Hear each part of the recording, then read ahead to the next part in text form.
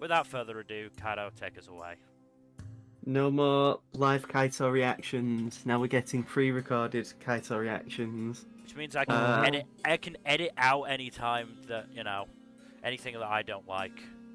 I mean, you can edit out So dead whenever air. I open my mouth. Yeah, pretty much. Yes. You're not gonna hit Dylan at all this session. I mean, ideally, the best thing we could do. I know we're doing this live, but fuck it. I love keeping in the scarf. You know, might be- it's gonna be true because Mill is gonna, or whoever's editing is gonna take out all of Gen in the recording. You're not even gonna hear him. I mean, the best thing we could do is if we all recorded our audio individually and then gave the files to go with the visuals, just so then That'd be a jumbled mess. just so then any syncing issues aren't a problem.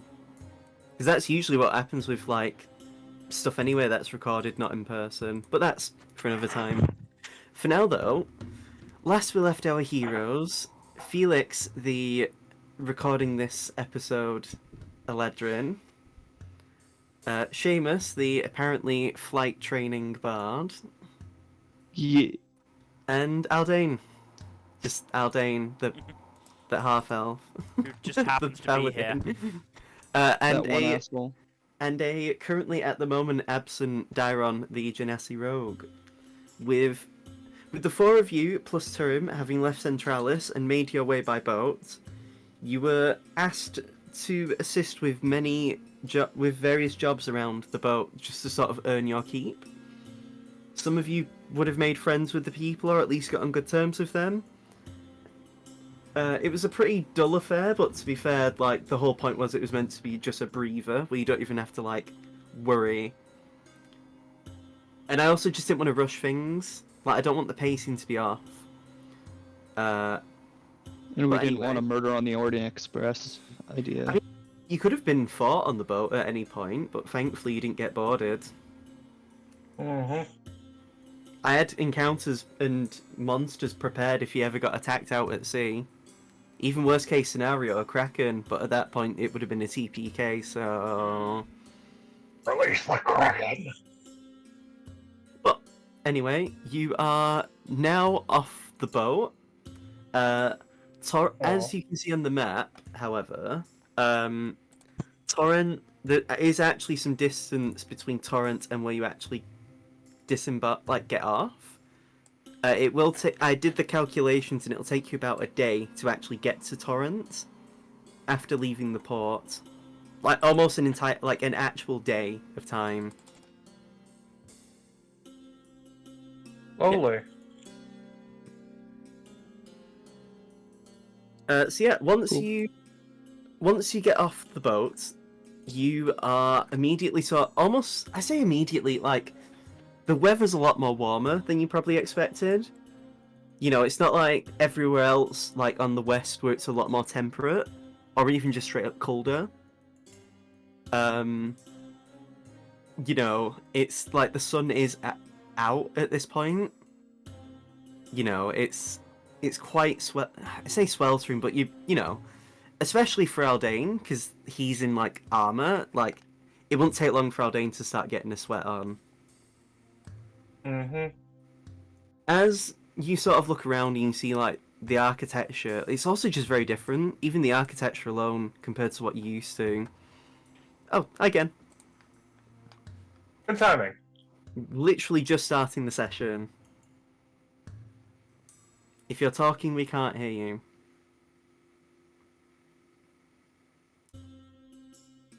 Okay. I'll just continue while it's getting sorted. So Mm-hmm. So the architecture is very different. It's definitely like, how would I say, a lot of the architecture is like sort of Egyptian and that sort of African style of buildings. You know, where it's sort of designed for the heat. You see people wearing like clothes that are light and breathable, but still enough that it keeps the skin from being, you know, just cooked. In fact, a few of you are getting weird looks just based on your attire, just because, you know, especially Aldane in his heavy armor. I feel like we're going to need a clothes change to blend in a bit more. Again, I want to just. Oh. Whoa. Hello. Your mic's coming in a bit strong. Okay, I will fix that. Is your sources for voice and video changed at any point? It might be using my webcam mic. Oh, yeah, it's definitely a different quality mic.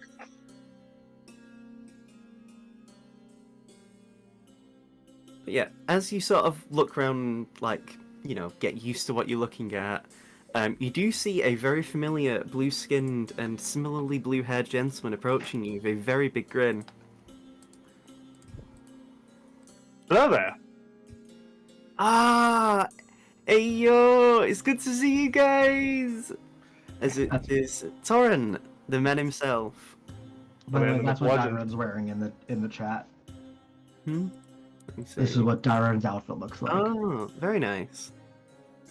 Nice. Now that I have my glamored studded leather armor again. Yeah.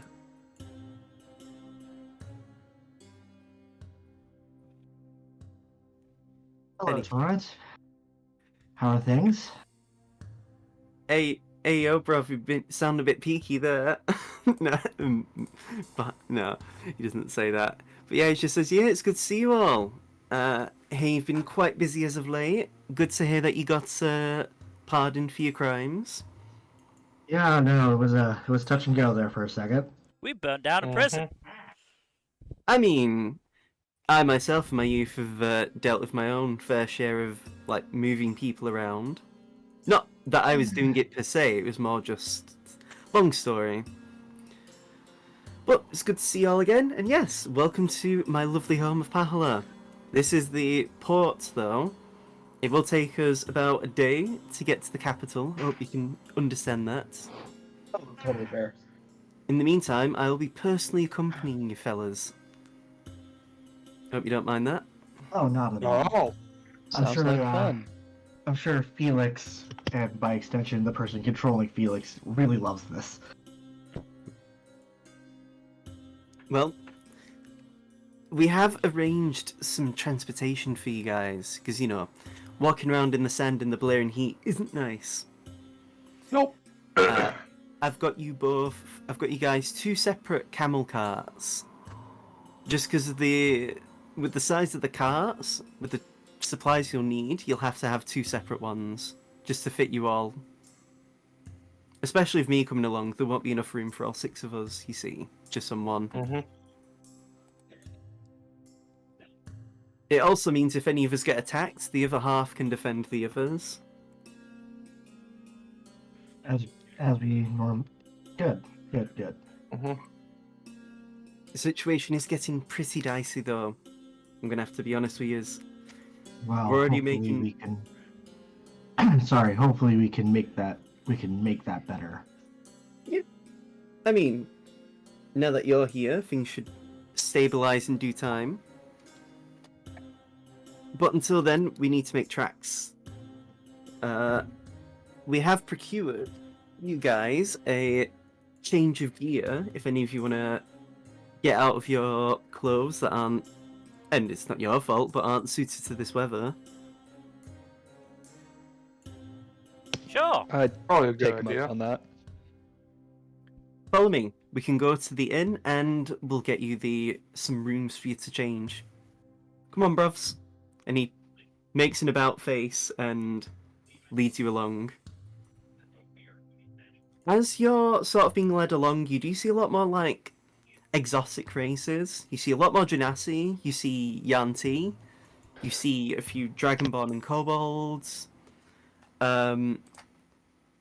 Like, by comparison, the amount you've only seen, like, 1 elf, which is, like, a far cry compared to every other, like, place that you go visit, you know, where, like, not even that elves are just the norm everywhere, but just by sheer disparity. Like, you barely ever see Yanti, so seeing way more of them than, like, some of the more quote-unquote common races is, like, really jarring.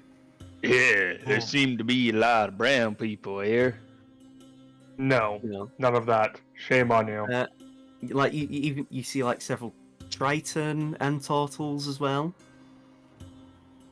It's definitely very much more of a melting Is one of pot. them a black turtle named Ration, You don't or see some other variation of? you don't see any turtles of black pigmentation. You do see several tieflings as well. Neat. It's just a huge mix and variety of people.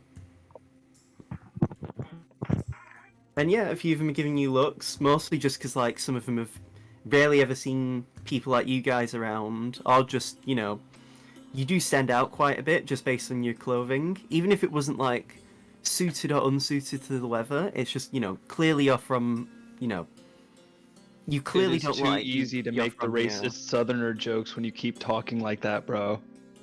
Anyway, Hey, stop. You It's have too- self-control, dude. You I have know, but self-control. it's Again. too easy. It's Exercise self-control. it isn't long though before you get to an inn. It's a pretty humble establishment.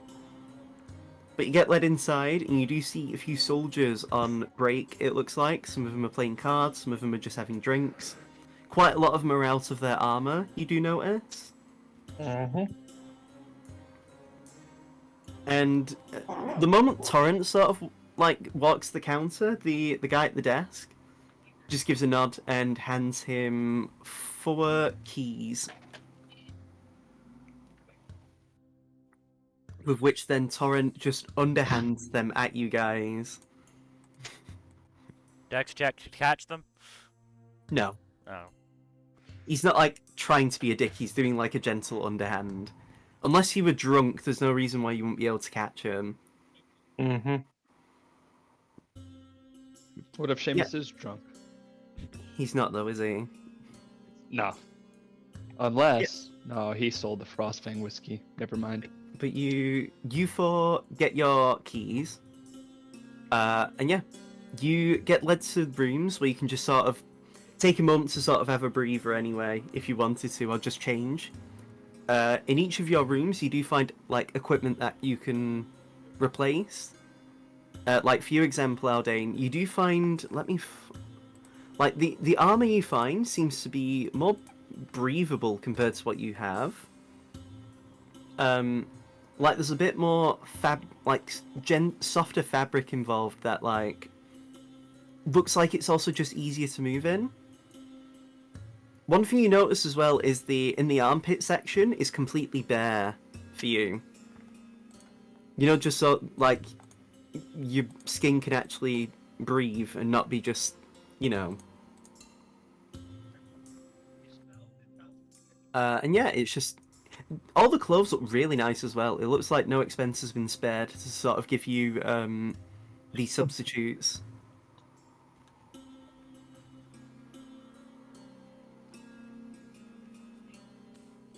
Well, we're very appreciative. Mm-hmm. I'll leave it up to your imagination how you would what your outfits would be. It's more just generally like, just think of whatever your characters would wear that'd be practical for warm weather and being in the sun for a fair amount of time. Well, I imagine Eldan would put on a Speedo. no, like a sulfur light cotton overcoat to cover up his armor, prevent that from overheating, as well as training out his leather underclothes for more practical stuff to add his armor. Like there is actually like a whole wardrobe of stuff. It's not even just like, oh, you only have this outfit. Yeah. Yeah, Aldean would trade out both his undershirt and his overcloak with stuff that's more suited for hot weather. Yeah. Once you change though, and you all come out, you do see sort of Turim and Torrent talking to each other. And Torrent just like, as he sees you all changed, he's like clapping and with a big grin. He says, fantastic. Oh my god, you look just like you're part of the country. And I mean, hey, if you ever wanted to come round in more friendlier times, I'd be happy to show you all the best places to chill out and vibe. That seems like it could be a fun vacation. Yeah, I mean you're at the Blue Sands resorts, but when you actually come to the cities, oh baby, it's incredible. I'd even like to argue that Torrent City is probably the best for food in the country. Don't tell Fortune that though; she hates it when I say that. Yeah. I wonder why. Because it's true. And he just snickers to himself. But yeah, it's up to you. We can chill for a bit as you get your bearings, or we can just head straight out if you like. I feel like we should head straight out. We can stop to see the sights on our way back to the port. Yeah. True. Very true. True. Is it true? Maybe. I don't know, it could be. Shifty-eyed. It'll take us a little under 2 weeks to get from here to Santusk, though. And that's not accounting for any complications on the road. You get me? Yeah. So we should probably take the day to stock up on supplies and Oh, make the sure we're all... carts are already loaded with shit, don't worry. Okay. We came prepared, bruv. So should we head out right now, or should we spend the night and then head out? Head out now. So out of character, it's like probably only 10 a.m. We should probably head out. Yeah, I agree. We need to. The sooner we get there, the sooner we can actually identify what's going on and start planning. Deal with it. We'll talk about strategy on the road then, just to save us some time. Yeah. Good You've idea. seen it. You're the only one of us who's seen it firsthand, so. Yeah. No props. So he leads you out, shows you the camels, and yeah, the camels look at you and just like, I don't know, they just give you a look. And so Torrent actually says,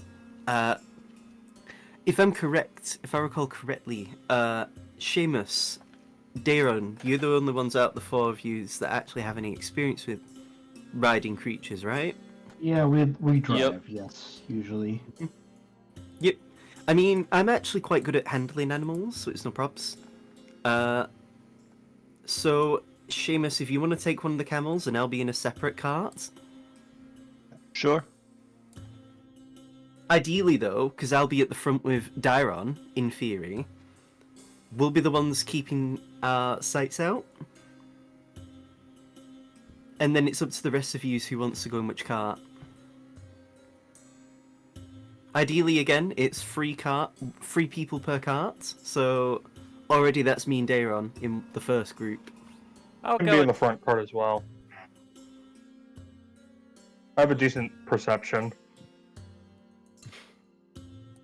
I mean, I'm pretty good as well. It's more just a matter of, again, if one of the carts gets attacked, the other group will have to probably run out and get to them, so... I mean, yeah, do you really want a cart of Seamus, me, and Turum?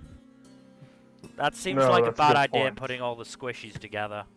So I'll ride with Darren and Torrent. I was gonna say, I'm actually quite good at taking hits, you see, so it's pretty good if I'm in a cart not with Aldane.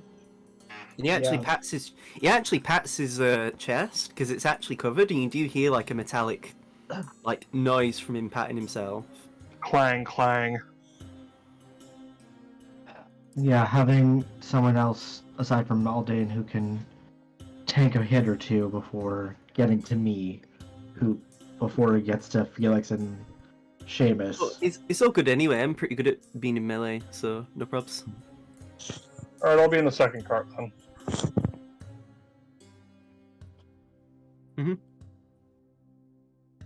So that's Torrent, Daron, and Felix, right? Yep. Yep. And then Seamus, Aldane, and Tarim. Yep. No props.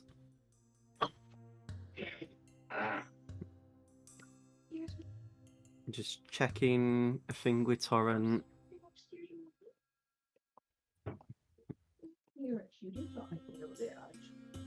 So, as you sort of get in the carts, Seamus, I'm gonna have to ask for a animal handling check off you.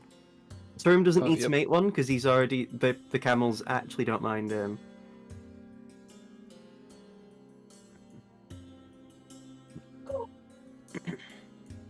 Let's see the first. Oh no. Jesus, can I have advantage on that for no reason? Let's say Torrent helps you. Like he shows you how to sort of manage the camels and how to handle them. Yeah. Shut up, Aldane. You want to come up and do this? No, not at all.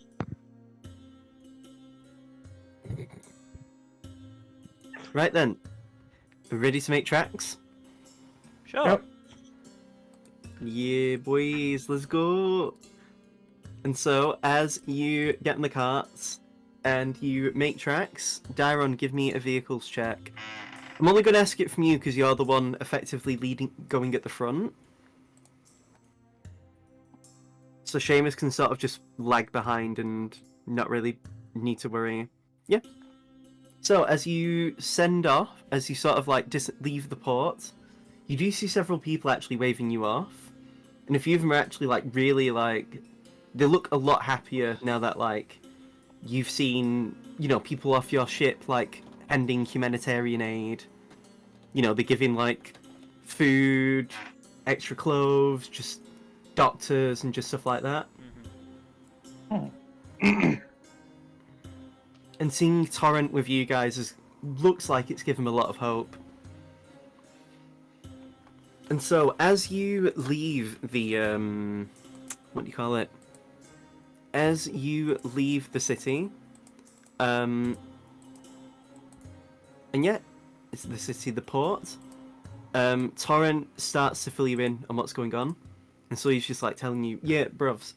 So, the pharaoh of this invasion, or whatever you want to call it, they were a pretty powerful wizard that actually makes barriers of magic absorption.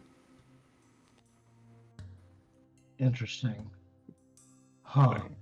We've already had some very high level spells just be completely soaked up by these attacks, or at the very least, the barriers are weakening attacks that we're making, you know?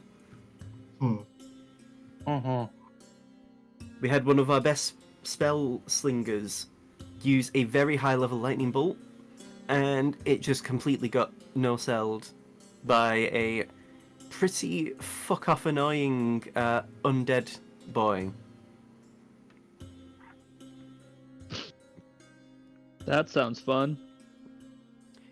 From what we can gather, though, the barrier doesn't seem to be constantly active. After it drains a certain amount of energy, or is temporarily broken by conventional weapons, it seems to take a bit of time before the barrier will spawn again. However, we've noticed the barrier seems to be more frequent and harder to deal with the closer we get to the source.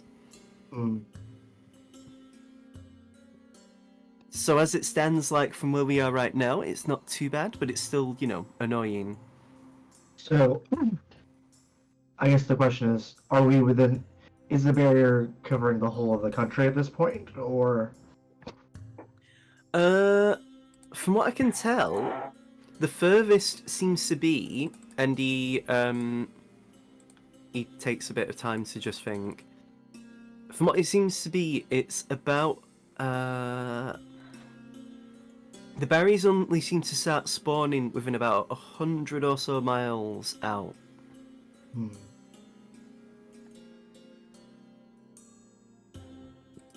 Anything beyond that, though, it doesn't seem to be barriers, but undead are still being reanimated, you see.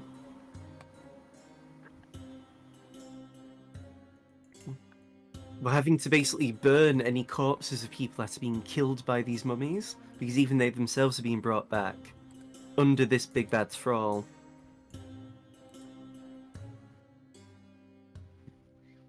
It's a pretty big problem, you see. It hasn't helped that we're also... problem. Well, we're also finding creatures other than just undead mummified people, you see. We've been finding these creatures with like several sharp arms that when they hug people, they seem to be reliving their most horrible traumas. That's not a bone claw, is it? Give me an Arcana check with advantage, all of you. Because you... It is a fucking bone claw. It sounds like it doesn't sound like a bone claw we've already. Nat 20. Spill the fucking tea. Dairon? These Nope. seem to be those lost creatures you fought back in the Forbidden Ice. That's even You know, the worse. Sorrow Swan? The ones that hugged you? Yes, because the dog. I was like about to say the. Yep. It's those, you've dealt with them before. I think even Seamus nearly got KO'd by one of them because Yep, he were hugged yep, for so yeah. long. I remember those. Thankfully, That's we haven't had... From what we've been hearing of reports, we haven't found the Bone Claw yet, as it seems to have every country is being plagued by one. But we don't know if it's just because it's already been dealt with, or maybe it's, you know, just not shown its face yet. We have yet to know. We have seen groups of undead creatures that have already been slain by the time we get there, though, hit by holy attacks.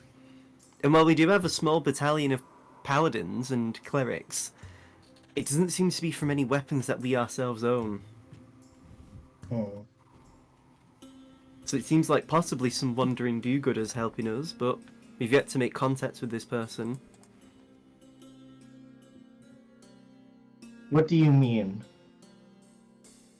I mean, we can only assume it's some sort of wandering paladin that's killing some of these undead creatures. Aldean, have you been wandering around? Nope, I've been with you guys the whole time. The markings of any corpses that happen to have any bits left remaining seems to look be at all- from some sort of powerful big weapon. While Torrent is talking, I just look at all day and mouth the words Black Knight. And then raise an Aldean eyebrow. shrugs.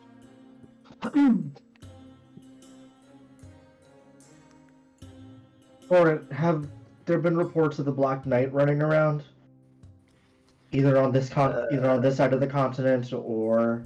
Well, to be real with you, I actually don't know. I mean, we've not seen the last time the Black Knight was actually seen within the country was like, what we're saying. Last time anyone knew of them was probably like over a year ago, nearly 2. So maybe he's come back. I don't know what. Maybe, you know, he's looking to kill this thing. Maybe he's just Us? wandered about. I don't know. Couldn't tell yous. Have you heard anything?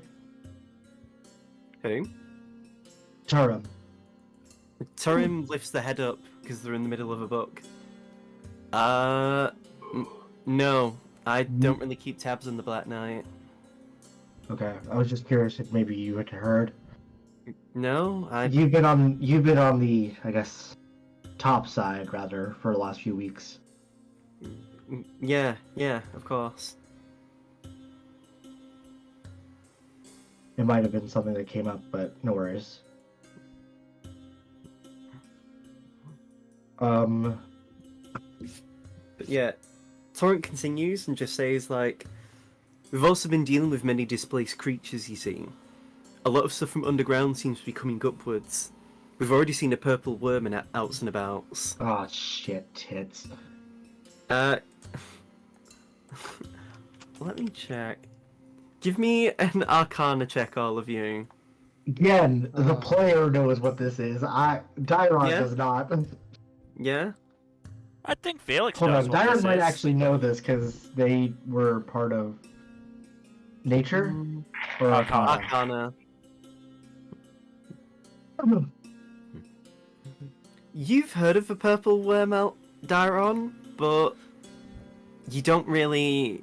It's not really something you know of, because I mean, from what Torrent says, from what Torrent says, it's an underground creature. You know, underground isn't really your forte. Right. Seamus, you've heard stories of basically these massive fucking creatures that live like very deep underground, and basically just chew through solid rock. Felix. Like Doom? Sorry, Kind of, yeah. They are basically the Dune sandworm. Aldane, Dude. as I'm going through, this is stuff that Felix also knows, but I'm also doing specific Yeah. bits for what each of you know per role.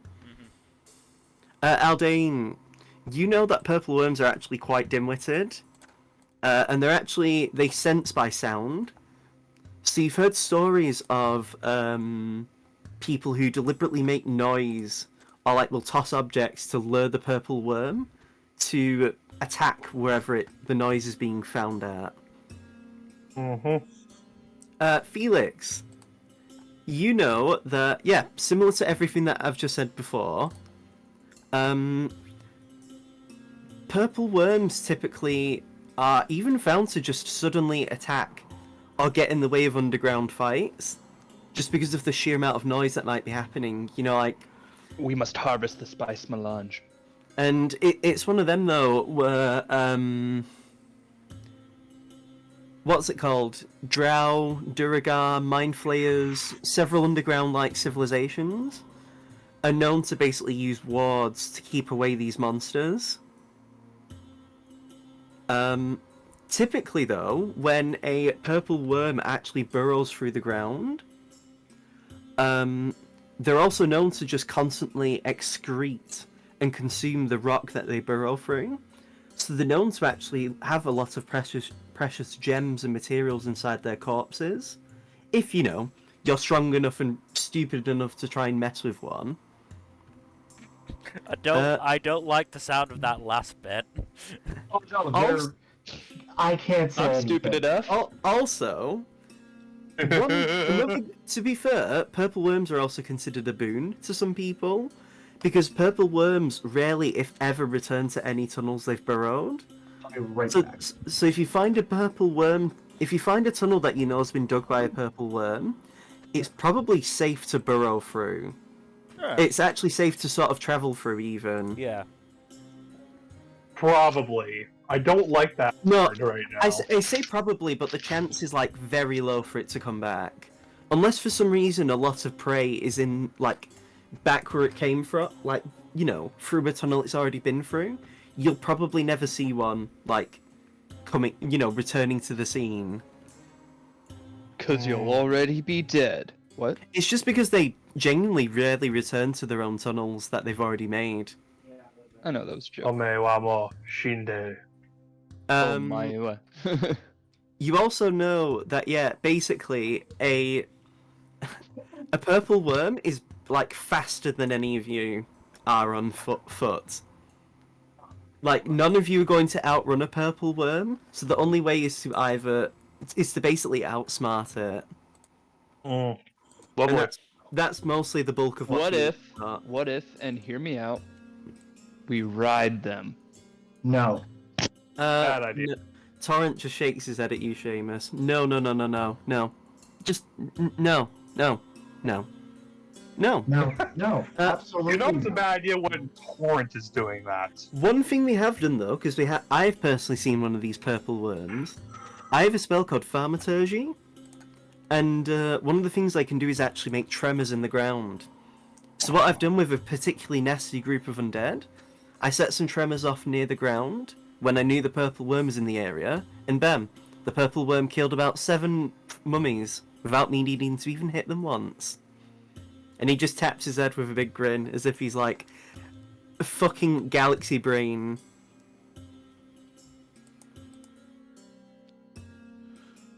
Out of character, Torrent actually has really high intelligence. You'd be if I tell you how much intelligence he has, you'll be surprised. Since that, I am curious now. But yeah, we've been doing stuff like that and other clever tricks, like, say, shatter on the ground, and anything else. To be fair, we've only had 2... Yep, I know, Seamus. And he gives you a wink as if, like, yeah. We've only had 2 sightings of purple worms, and thankfully they've not caused us problems. It also helps that we've got Mikhail, who's basically working with different mages to sort of keep track of underground movements.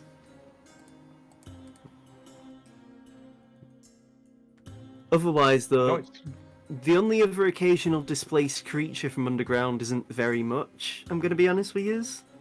Which is, to be fair, very helpful. good. Something. The only other problem are some of the tribes that don't actually live within the settlements are also being displaced, and some of them are trying to come into the city. Some of them are using them as an excuse to invade some of us.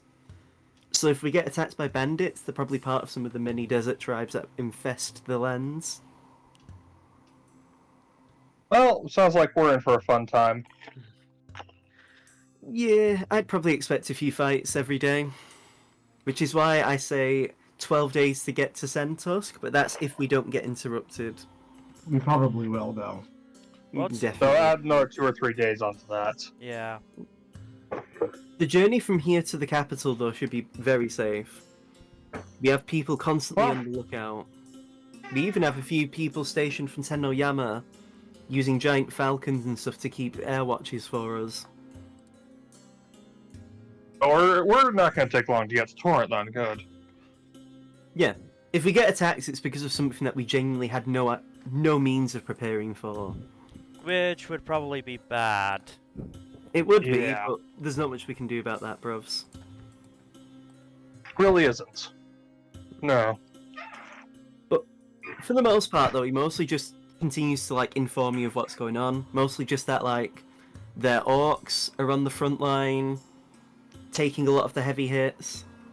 Any mages they've got are usually, like, only last resorts, because they're trying to, like, not let any of the barriers fuck them over. So for the most part, the only magics that are getting used are healing magics or support magics. They tell you that a lot of their ballistas and conventional weapons are becoming high in demand, which is actually what some of the cargo that your boats was bringing over is stuff like ballistables and cannons and explosives. Also, just because they're very good for leading these purple worms around and any other echolocation creatures.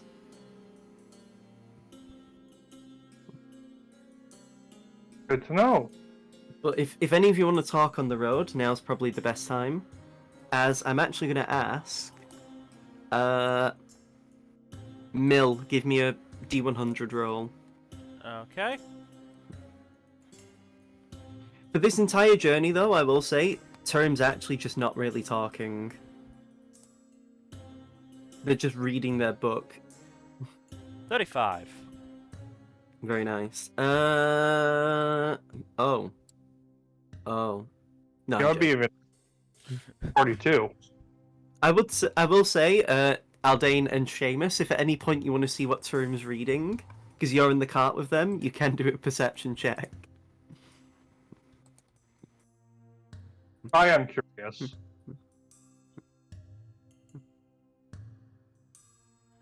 From your glance, you only see, like, really complicated formulas.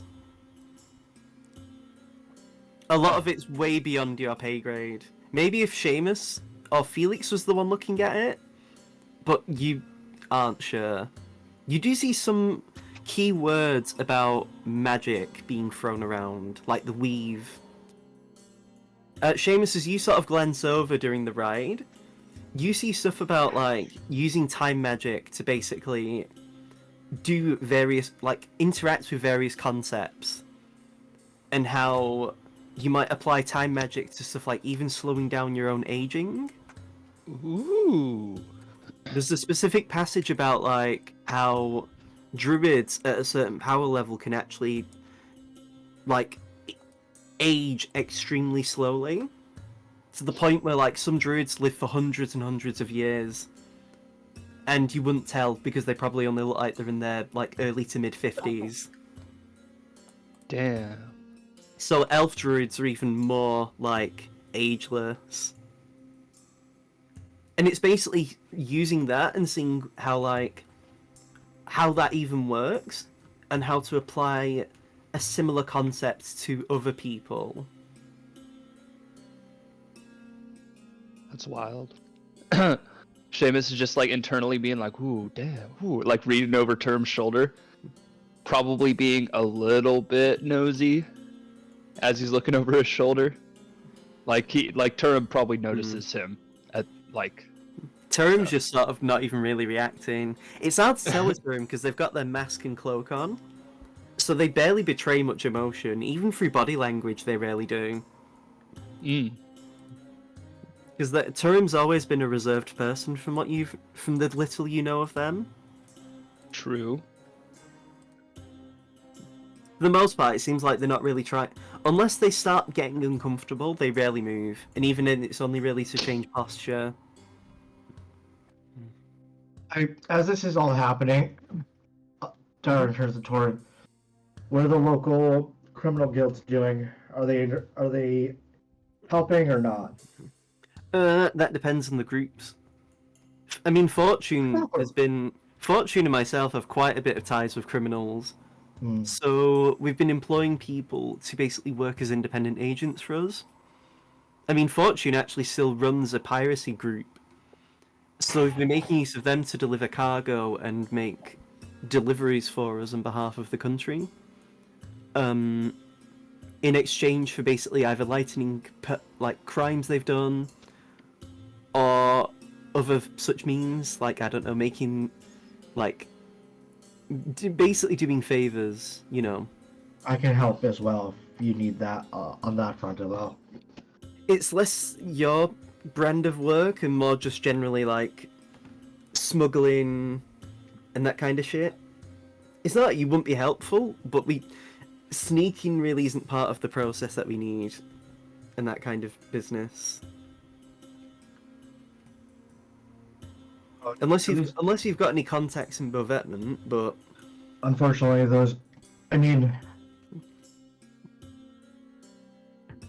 I would reach out to Barkeep of the Collared Heart, see if there's anything they could do. I mean, Fortune does have a couple of contacts with some of them groups. We could always put your name forward if you'd like. No, and then he gives you a cheap grin. Don't mention me, but... I know, I'm well aware of your past. I mean, only from what I know through Fortune. After that time you spoke with them at the resort and that party, she did a bit of digging on you. Not that... She's not shocked that that's pretty public knowledge at this point. She's pretty good for a girl that grew up in a fisherman's town. Oh yeah, she's dope. I mean, I fucking hate the bitch, but that's mostly just my own personal bias. I love working with her. I hate working against her. I mean, look, I wouldn't mind jumping her bones, but that's another story. Oh no, she's awful. She's like the worst kind of person to sleep with. I should know. Aaron, like, chuckles. But, all that to say, we should... If you need any help contacting gangs or anything like that, let me know. I'm happy to help in any way. I mean, part of the whole thing with that boat was actually people I've been reaching out to. Outside of my own political sway, because, I mean, technically we aren't really a collective of any kind. I mean, you've got, like, the Kingdom of Centralis, and that kind of shit, but, like, we aren't really... there isn't really an official, like, thing of government for us. I mean, I'm technically de facto head of state, but that's more just because people voted for me in. I mean, before we came along, it was just warlords and people like that ruling the show. We just decided to add some civility and class to the establishments. Yes, well, this will help solidify things or not. Depends on how this all twists. I trust you'll twist it in a way that's beneficial. I mean, all it's done is make the people like me even more, which I'm not really fussed. I didn't really want to lead the country, but it's better me than some random warlord that doesn't even know their ass from their own tits. Exactly. Oh, you should have seen one of the warlords we dealt with. They didn't even know you can, like... I'm not even getting into it, bros. Don't worry about it. I've already had to get rid of some grey hairs before you came along, just to protect my image. Sounds lovely. It wasn't. Why were you taking out old people? I mean, I don't dislike old people, but that's not what I'm getting at. I mean, my grey hairs. Anyway. Once we get to the city, though, I'll treat you all to a lovely meal. We have some of the best curry in the whole of the continent. Excellent. I will say, though, the chef doesn't understand the concept of no spice. Excellent. It's not even a case of, like, only one chili. It'd be like asking for 49 chilies out of 50 chilies instead.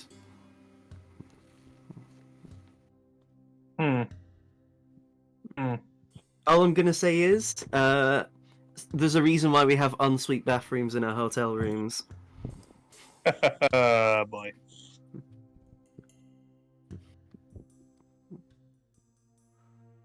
But for the most part, though, he just continues to tell you about what the country's like.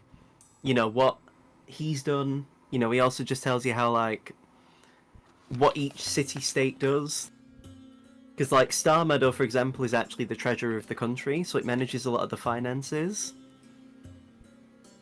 Torrent actually manages the general civil affairs, like legal stuff and that kind of thing. Santos handles the military. Jagel mostly just gives out general aid, like medical stuff. And Fortune manages international affairs.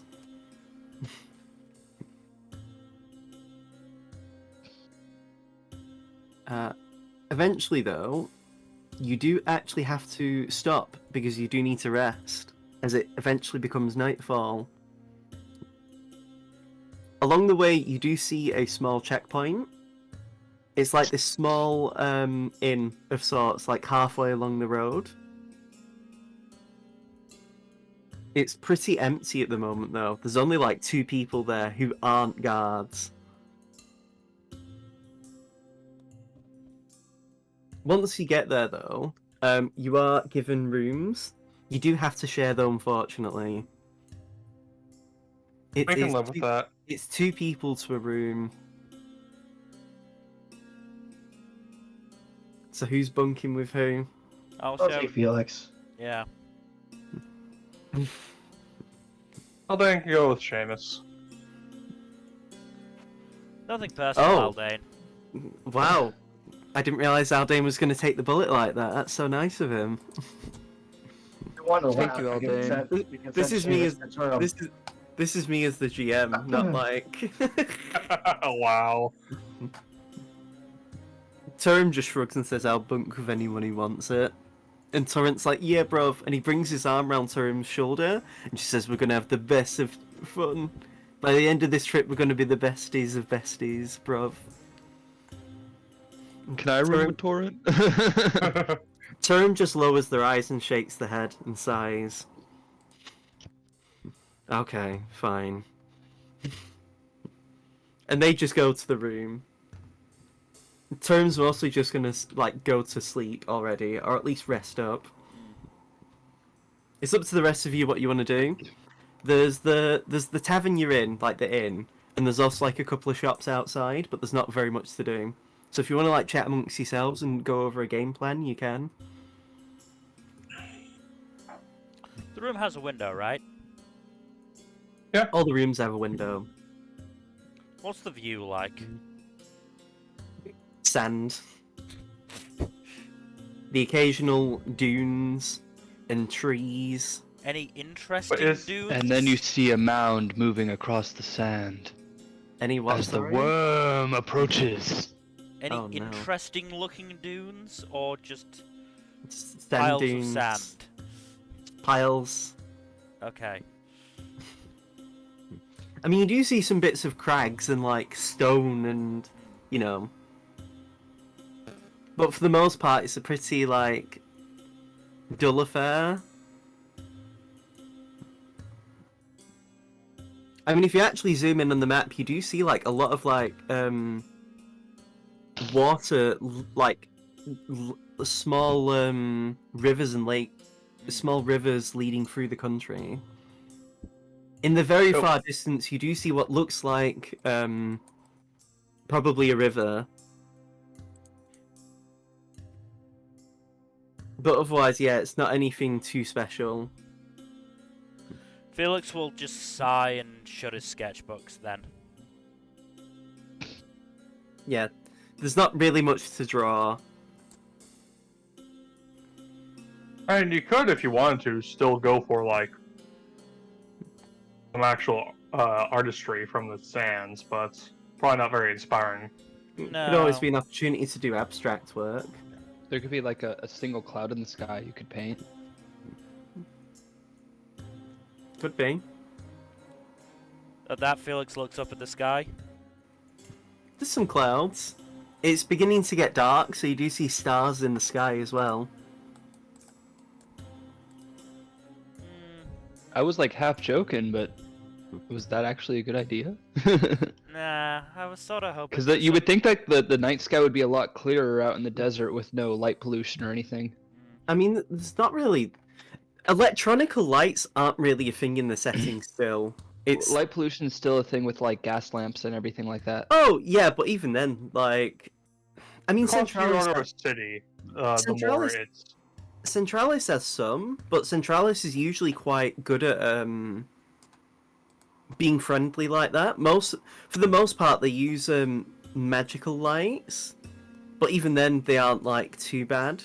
Because the city's usually one of them, especially for Centralis as an example. Out of that you character, see one backgrounds idea like I've always loved is they've managed to splice like phosphorescent genes into like trees and stuff so that they have Yeah. leaves that glow in the dark. I would love to see like a park lit up with like phosphorescent trees and everything. That would be so cool. I'm just imagining, what was it? What was the game that's known for phosphorus? I can't fucking remember it now. Spec Ops The Line, that's it. phosphorus, yeah. Yeah, That that's all I think when I hear phosphorus. I just think of that. White phosphorus is the modern day napalm. Yeah, Agent white Orange. phosphorus is fucked up. that's the thing. It's though, Agent actually. Orange and napalm all wrapped up into one. But yeah, compared to the other cities, like Black Rain, when you went there, you didn't see the sky. You saw, like, the difference was, as you were getting closer inland from Black Rain, the clouds were just getting more prominent. Yuto, at certain times of year, you and Felix would know, you did see the stars quite often, especially because it's very high up. Some nights in Yuto were spectacular. And because it's so far eastward, like, people watching the sunrise was always, like, a pastime for people who were, like, on night jobs. Both Vetment for you, Dairon, because of how busy it was, you did often have light pollution as a thing. Not too... It wasn't egregious. Like, you could see the stars sometimes, depending on the year. But it's probably been the worst city from what you've visited, Dairon, for light pollution. I mean, there's a beauty in that too. Yeah. Because it's one of them, there's the city that never sleeps kind of vibe, where Yeah, the lights that's what I instead heard. come from the city itself.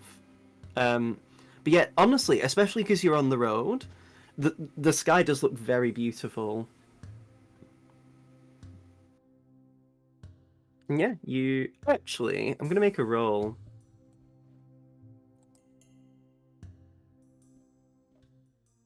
No. Okay. That was an unrelated roll, don't worry about it. Honestly, don't worry, it's not a combat thing. Okay. So while Felix is sort of deciding what he's going to do with himself, what's Seamus doing? In the room, You Seamus. can be in the room or you or- can be at the bar, or having a look around I'll be at the bar. outside. I'll be at the bar. I'll order a drink and I'll kind of people watch a little bit. Mhm. Can I do like a perception check to see if there's like anybody interesting or of interest? For the most part, it's just guards. There's Any like two stage to perform on or anything? No. Oh, okay. It's a Maybe I'll pretty just get up on the bar and play. Do not do that. No, raise morale. As in You're already- actually... bar. They're already pretty like. It doesn't really seem like a dour mood. Okay, know. then I'll just be drinking I mean, at the bar. it's not dour because they're not on the other side of the country. They've got it easy. Mm. They've got to protect probably the safest part of the country. Okay, then I'll just drink at the bar. What's Dyron doing?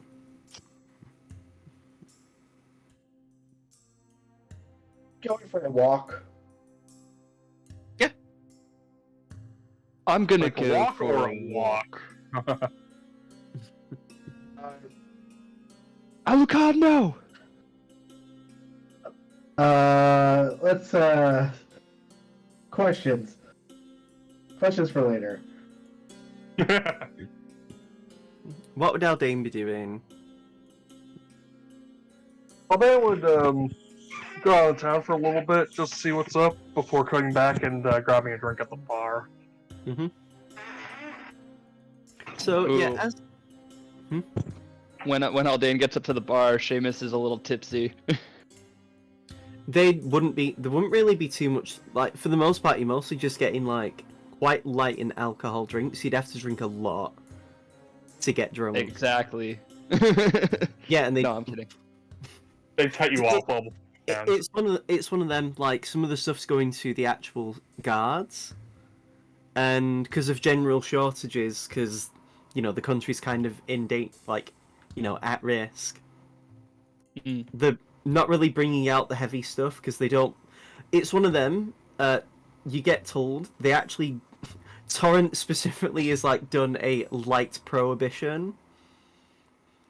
Generally, just so they don't have to deal with any drunken idiots while they're dealing with a catastrophe. Makes sense. Also, Torrent doesn't drink either, so he actually just doesn't give a fuck if anyone doesn't like that as a rule. It's just kind of based like that. He really doesn't care because he doesn't drink. He doesn't really feel the. He doesn't really get punished by it, so he's fine not having to deal with drunken idiots. Is the thing. Mm. The Makes drinks are sense. still the drinks are still lovely. It's stuff that you haven't really ever tried before, Seamus. Like it's quite refreshing drinks that sort of do actually help you feel hydrated. Oh. So the exact opposite of what you're hoping for when you're drinking. Yeah. It's very light. It's mostly like fruity drinks and just stuff that genuinely just tastes nice. There's a very light alcohol to it. It's not that it isn't there, it's just their mixing is the thing. Like, they're mixing the drinks. Oh, so they're into fruity drinks. It's more just, again, with Torrent deliberately having a lockdown on, like, heavy drinks. You have to have stuff that's sort of, like, being mixed. You'd have to wait until you'd have to wait until Sandtusk is kind of saved before you can have anything hard. But that's your motivation. You can get Yeah. plastered once you save it. Yeah. Fair enough. Get crunk afterwards when you deserve it. Mm-hmm. So while that goes on, Dyron, as you're sort of having a look round, there's people doing business. Like, there's a few merchants who are getting sort of ready to sort of resupply before they actually leave the country. Or go north to Fortune. You've got people who are basically like guards who are out on patrol. They give you a friendly wave because you know, pretty much everyone's been informed that you guys are there to help save the day. Yeah, we come to save the day. And yeah, you do see a few merchants though. One of them catches your eye, if only just because it's selling exotic trinkets.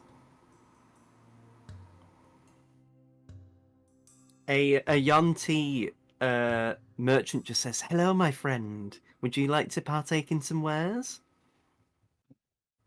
Khajiit has wares if you have coin. If only it's like Argonian has wares if you have coin.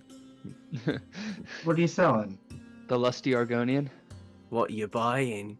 Resident Evil merchant moment.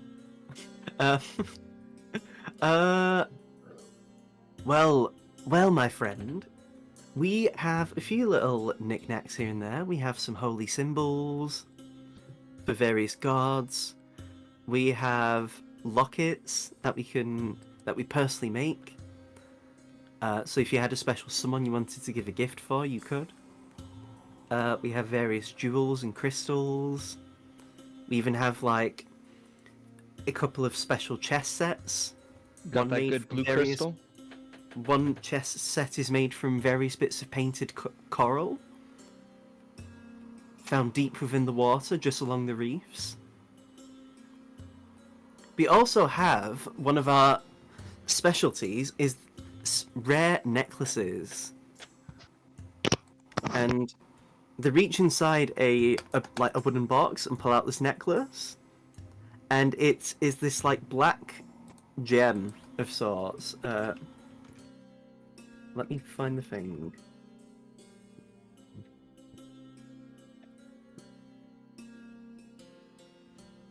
Yeah, it's this like black orb that's within this like golden in like this like golden pendant of sorts.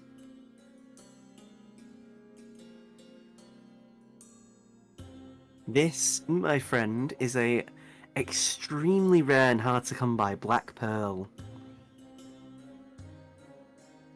The Black Pearl? What does it do? Well, it's something you can wear. You seem like someone of very good taste in fashion. And this isn't me just buttering you up as a merchant.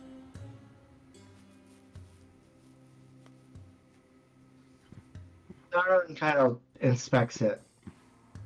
Give me an investigation check. Okay.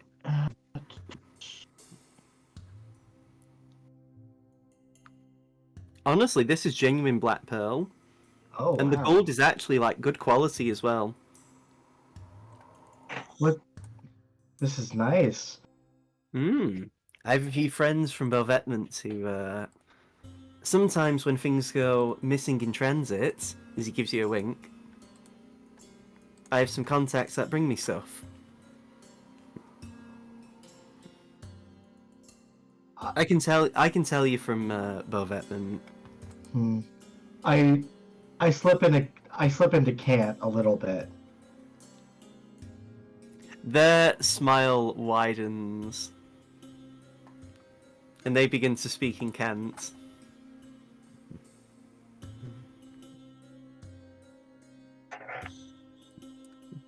Mind me asking who your suppliers are? I understand if you say no. Oh, I don't mind.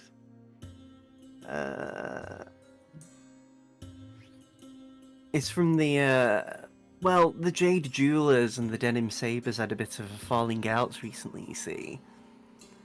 They were always And- prone to it. And so a few of their wares got a bit displaced, as it were. Have the Collared Heart taken over territory? No, the Collared Heart's been too busy getting slapped down by the Queen lately. As they should. All the gangs are a bit struggling. In fact, a new gang is apparently on the rise. Oh.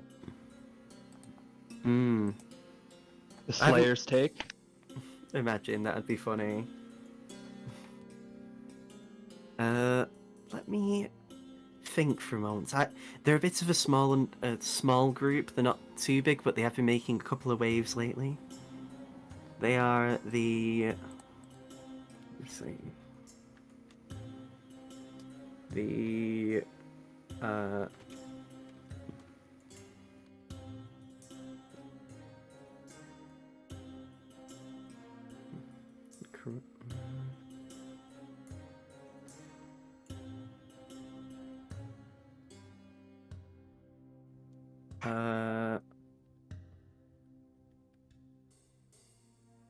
Trying to find the name in my list. The Corundum Rings. Has there been any revelation about who's in command? Or is that Apparently, still when it close to sounds them? like they're a group that works on 10 members and he holds up his fingers as if to illustrate, a ring for each finger. I see the 10. I see. 10 rings, so to speak. Yes. I'm guessing they're led by a mandarin. A what?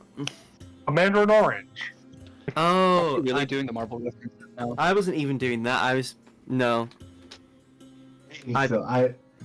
You understand why I went there.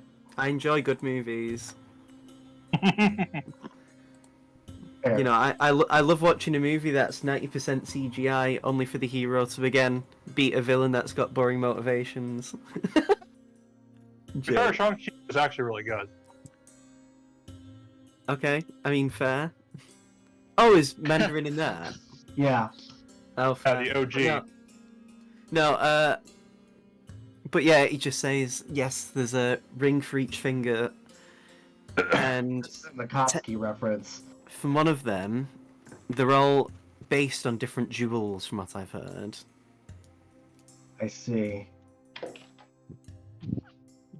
And from what I've heard, they have equal run of the gang. The point is that they all take equally and share equally. No one's better or worse than the other one. And anyone who is given the assistance to not have the weakest link in the chain break. Well, that's a literary problem, but thank you. No problem. How much for the pearl? The pearl. Well, I already sold this to someone for 10,000 that's fair. gold. Little does he know that I also work in forgeries. Nice. Torrent gives them a smile. Gives a wink. Yeah, the one of the military captains for the Collier military was very excited to give this to his wife as an apology for giving her a black eye. Well, fuck them. Hence why I gave him the Honestly. forgery. But if I ever run into them, I'll make sure to not mention this ever happened. Nah, fuck the cops. They're awful. Fuck pigs, yeah. Fuck Only 12. they're only good for frying bacon. No, I love bacon. I don't even like pig. I mostly just use it for tanning leather, but that's neither here nor there. For you, since you look like a fellow friend who knows what's what, I'll be nice to you. He pulls out an abacus, starts sliding things across, throws it behind himself and just shrugs. I don't even know why I have an abacus, I don't even know how to fucking use it. Anyone really? I don't. I feel like abacuses nowadays are just children's toys. Kinda. Those are some rich kids' toys, honestly. How's about 2,000 gold? Price is negotiable, of course. I think that might be a little bit too rich for my blood. But I will... Again, price is negotiable. Quite alright. I do give them 5 platinum. Oh, you can have it then. With this, I can get a boat straight to Centralis for this. And I'll have enough to go to Colonia Pole. Yeah, I just give them 5 platinum and be like, if you ever run into someone and I give them a look from the Colored Heart, tell them Omen says hi. If I can help it, I don't want to see any of them fuckos. Things have been getting really awful up there. From what I've heard, one of the leaders has gone AWOL. I'm guessing Throne. I don't know who it is, but one of them's gone AWOL. Apparently they were last seen talking to humans. Ugh. Yeah. Oh, now I've ruined my night. My day was so fine, and then boom, I had to remind myself that humans exist. Well, That's racist. have your 5 platinum and best of luck in future endeavors. But yeah, now you have a black pearl necklace. I'll take it.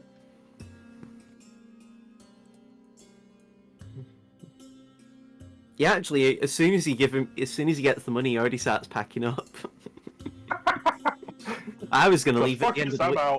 I was gonna leave at the end of the week. Fuck this country. It's already going down the shitter from what I've heard in Santusk. I don't want to deal with undead. No one does. Yeah, he's already just setting up to get ready to leave probably in the morrow. 5 platinum's a lot. Yeah, no, I know. That's a fine game. It's like 200. 250. So as you do that, Aldane, you said you're just going out for a look round as well? Mm-hmm. As you're walking by, you see Daron talking with a Yanti. But they're probably just... Daron's just doing Daron stuff, so you probably don't want to get involved. Correct. As you look round, though, you see a young lady, a young woman, with her son, actually. Almost reminds you of home. And yeah, he just looks to his mum and just says, "When's Daddy coming back?" And she says, "I don't know, son, but I know wherever he is, he's fighting to protect us. And once this is all over, we'll be able to play with him again." And she just gives him a hug, and, you know, they start walking along. And for the most part, you just see, like, guards out and about. You see a few of them give you a nod and just, like, wave at you, just because, you know, they... Again, a lot of people have been told about you coming, so they're sort of... They've been made aware of you so they don't get in your way. Also, it helped, a lot of them saw you coming in with Torrent, so... The UNT didn't say anything, but continue. What's that? Shocked the UNT didn't say anything, but... Maybe the auntie just didn't happen to see you guys come in with Torrent. Mm-hmm. But, yeah, you do notice, though, as sort of, like, guards are sort of out and about. How do I describe it? I'm trying to think of the way to describe it. They actually look quite haggard, quite a few of them. Like, you hear, if you want to actually give me 3 perception checks, and so you can try and hear some of the words on the street. Sure. Theon. Wow. Oh! Wow. Quality of man. Aldane Duality is, of man. Aldane is ready. So, from what you've heard, general sentiments are that people actually don't really have much hope that they're going to make it through.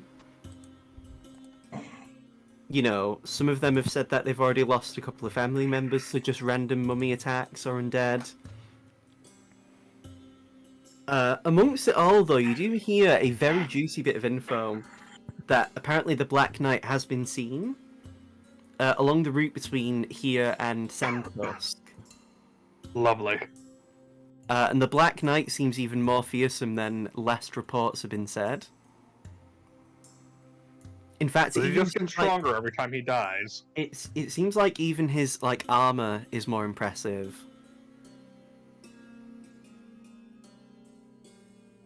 We're not and in... Oh, we're not in for a fun time with him. there was also another thing I'm trying to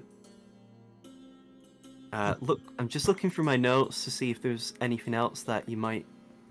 Because I mean, you did roll a nat 20, and the average is very good. So,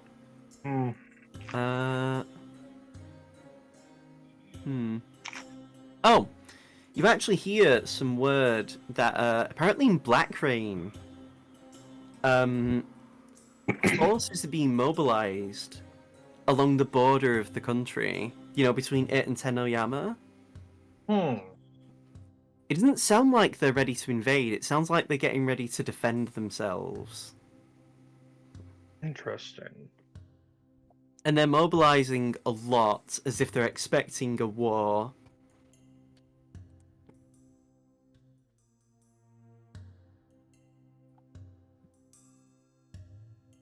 And yeah, that's the info that you get. Sounds pretty helpful. Yep. Eventually, you do make it back to the bar. You do see Seamus, who's been people watching. What would Felix have been doing during all this as well? Because I know you said you didn't really want to draw anything, but... Or does Felix just, like, rest? Felix would have started basically sketching the scene out of the window, but paying special attention to the sky and not doing much with the actual, sand and trees. Because that doesn't excite Felix. Give Would me... Felix be doing a long scroll of the do you know the color of the sky variety?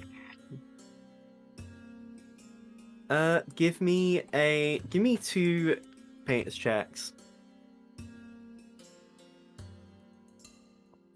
So, Dang.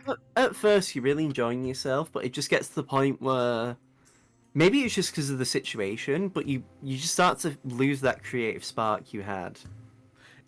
Like I'm gonna say the 22 was for the sky and the 10 was for the ground.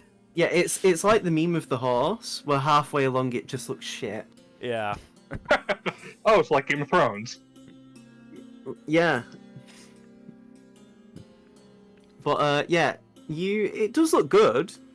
You could argue it's almost as like good in the stylistic sense. We've deliberately made the sky nicer than the ground.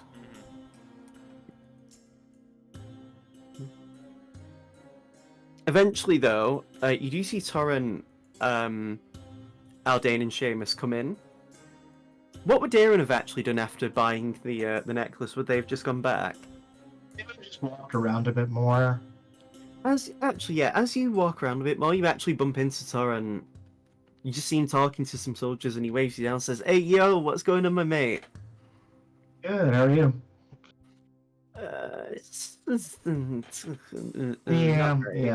Not great, really. Uh, I've just been given the names of some of the people who've died recently. Once this is all over, I intend to give everyone a big cash stimulus to sort of promote money being circulated, and also just to help families. Good. I mean, I was going to do this anyway, but this just gives me a good reason to not only do it, but also up the amount that I'm giving the people.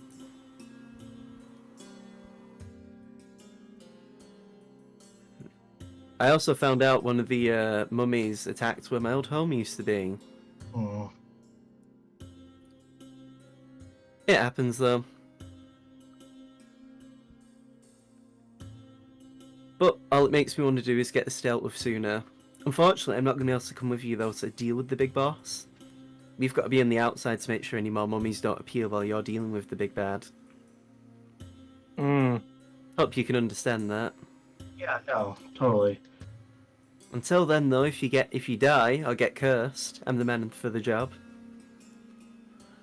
Look, if anyone's gonna get cursed, it's Seamus. I mean, I don't know.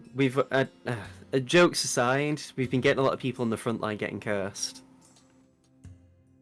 We'll be here as best we can, but there's never any certainty with any of these missions. One of the more heinous things we saw was basically this corpse had green worms infesting its body. Yeah. One of the worms attacked one of our generals, and the worm started burrowing in his head. Before we could do anything, they already killed his brain and took over his corpse.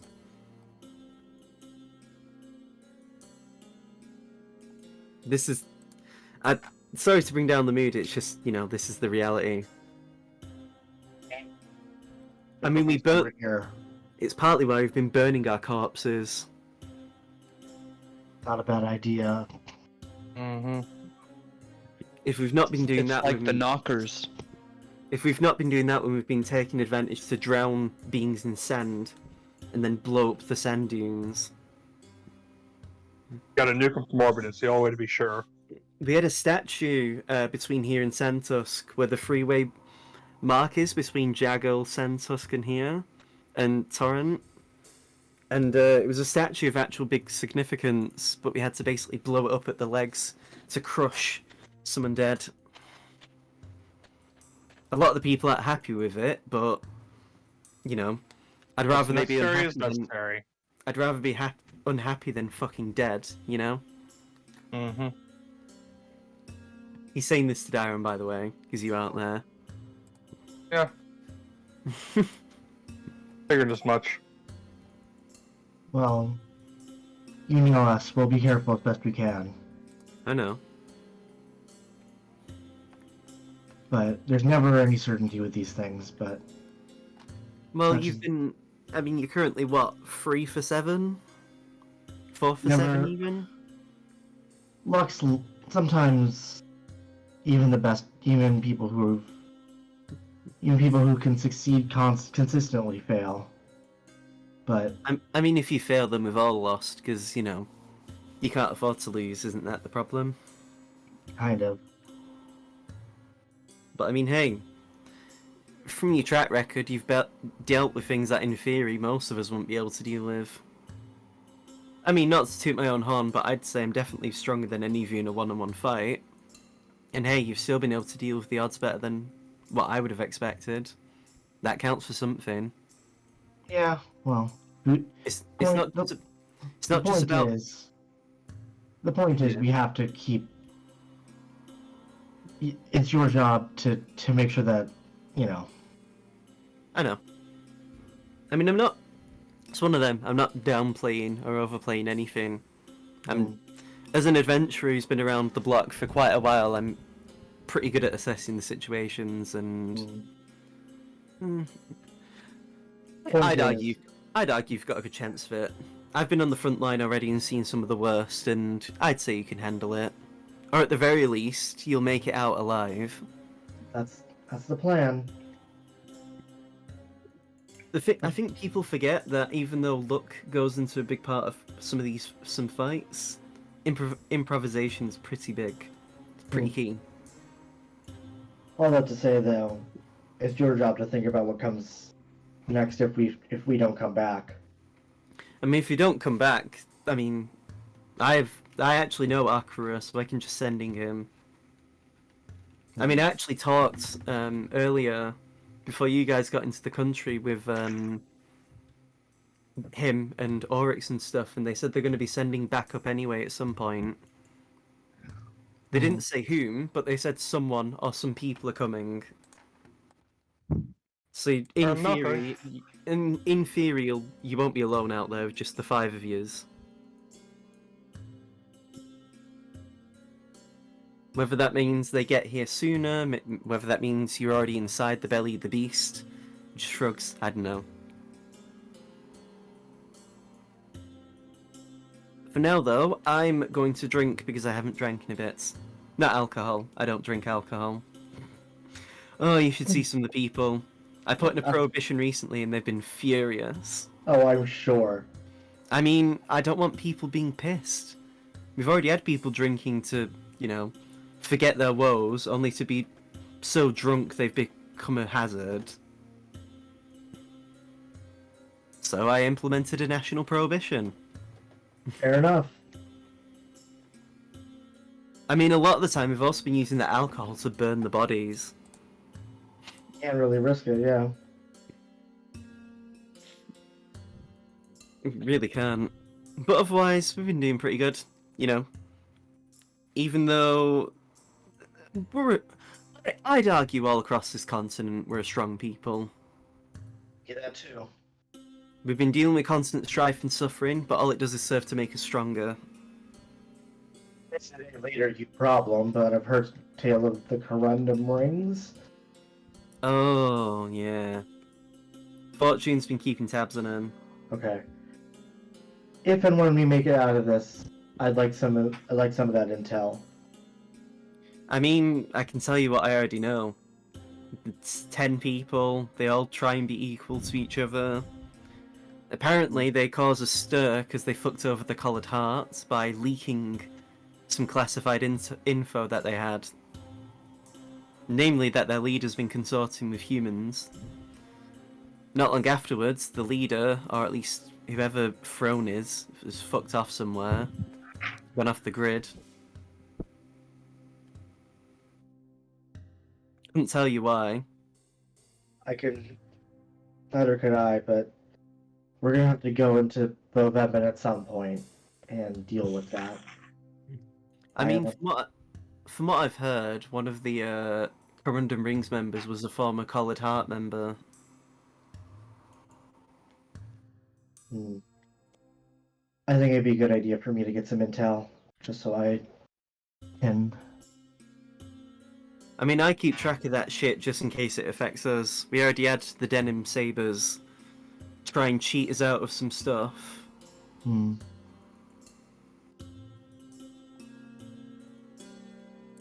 mean, as it turns out, even though denim's a hard material, it can eventually rip. Good. Fuck those guys. I mean, it's one of them. Crime gangs like that are a necessary evil sometimes, but Yeah, I feel like they're all getting a bit too big for the britches. I'm not one for pro law enforcement, don't get me wrong, but Oh no, look, I mostly say fuck those guys just because I was Collared Heart for a while, so...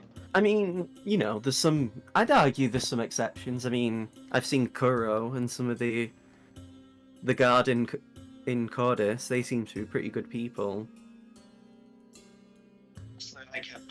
I tried, at least my attempt was, to keep the worst aspects of the gangs from leaking out. Yeah, happens though.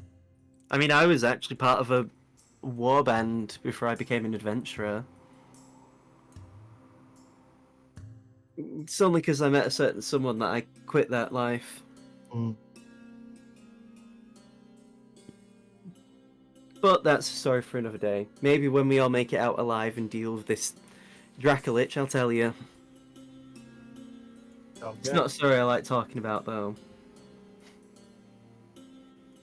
I offered to tell you about my past, but I think you know all about it.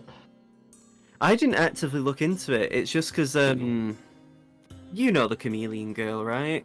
Yeah. Well, she actually used to be in my employ. Oh. I've heard. I mean- I remember that being bandied about. I never personally spoke with her. She just mostly gave me information on a piece of paper, made me eat it in front of her, That sounds like her. and then yeah.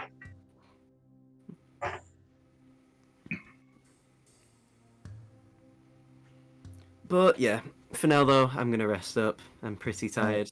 I've been pulling all nighters the last couple of days. Sleep well. We'll pull our weight. Don't worry. I know you're good for it. Just pats you on your shoulder and then walks off.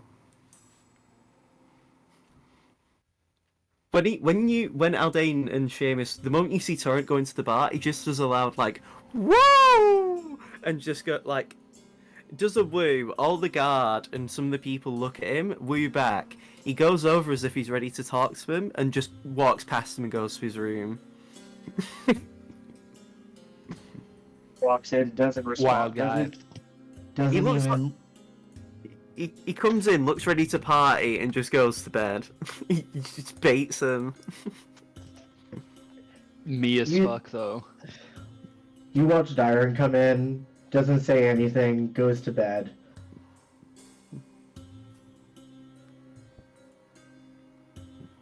At some point, Felix, you see Dyron walk into your room. I will say you have a bed each. You're not having to share a bed. Ooh, woo, you know. Please never say uwu. Oh well. That either. Those are my trigger words. Ooh. One of my favorite TikToks. One of the few TikToks I actually like. It's this woman saying it's not about the ulu or even the ara ara, Yeah, I'm seeing and then those. and then it goes into the Dwayne Johnson rap. Like it's about power, it's about drive. No, the better one Yeah. is it's not about the uwu, it's not about the ara ara, it's about the Mets, baby. It's all about the Mets. Ah, baby, love the Mets. Let's go Mets. Come on, the Mets. I remember when course, you loved there's that one. There's also the famous meme of, "Help me, Mr. Obama, woo! I'll do anything." Then perish. Yep. Yeah, Yeah. that's one of my favorite Obama memes. Then perish, because he did that with drones so much. But I'm gonna say, what's it called? We'll take a quick break and then we'll jump back in. Alright. Okay, sounds good. Thank you. Sweet. So I have time to do drugs. No. Sure. Why not? Oh.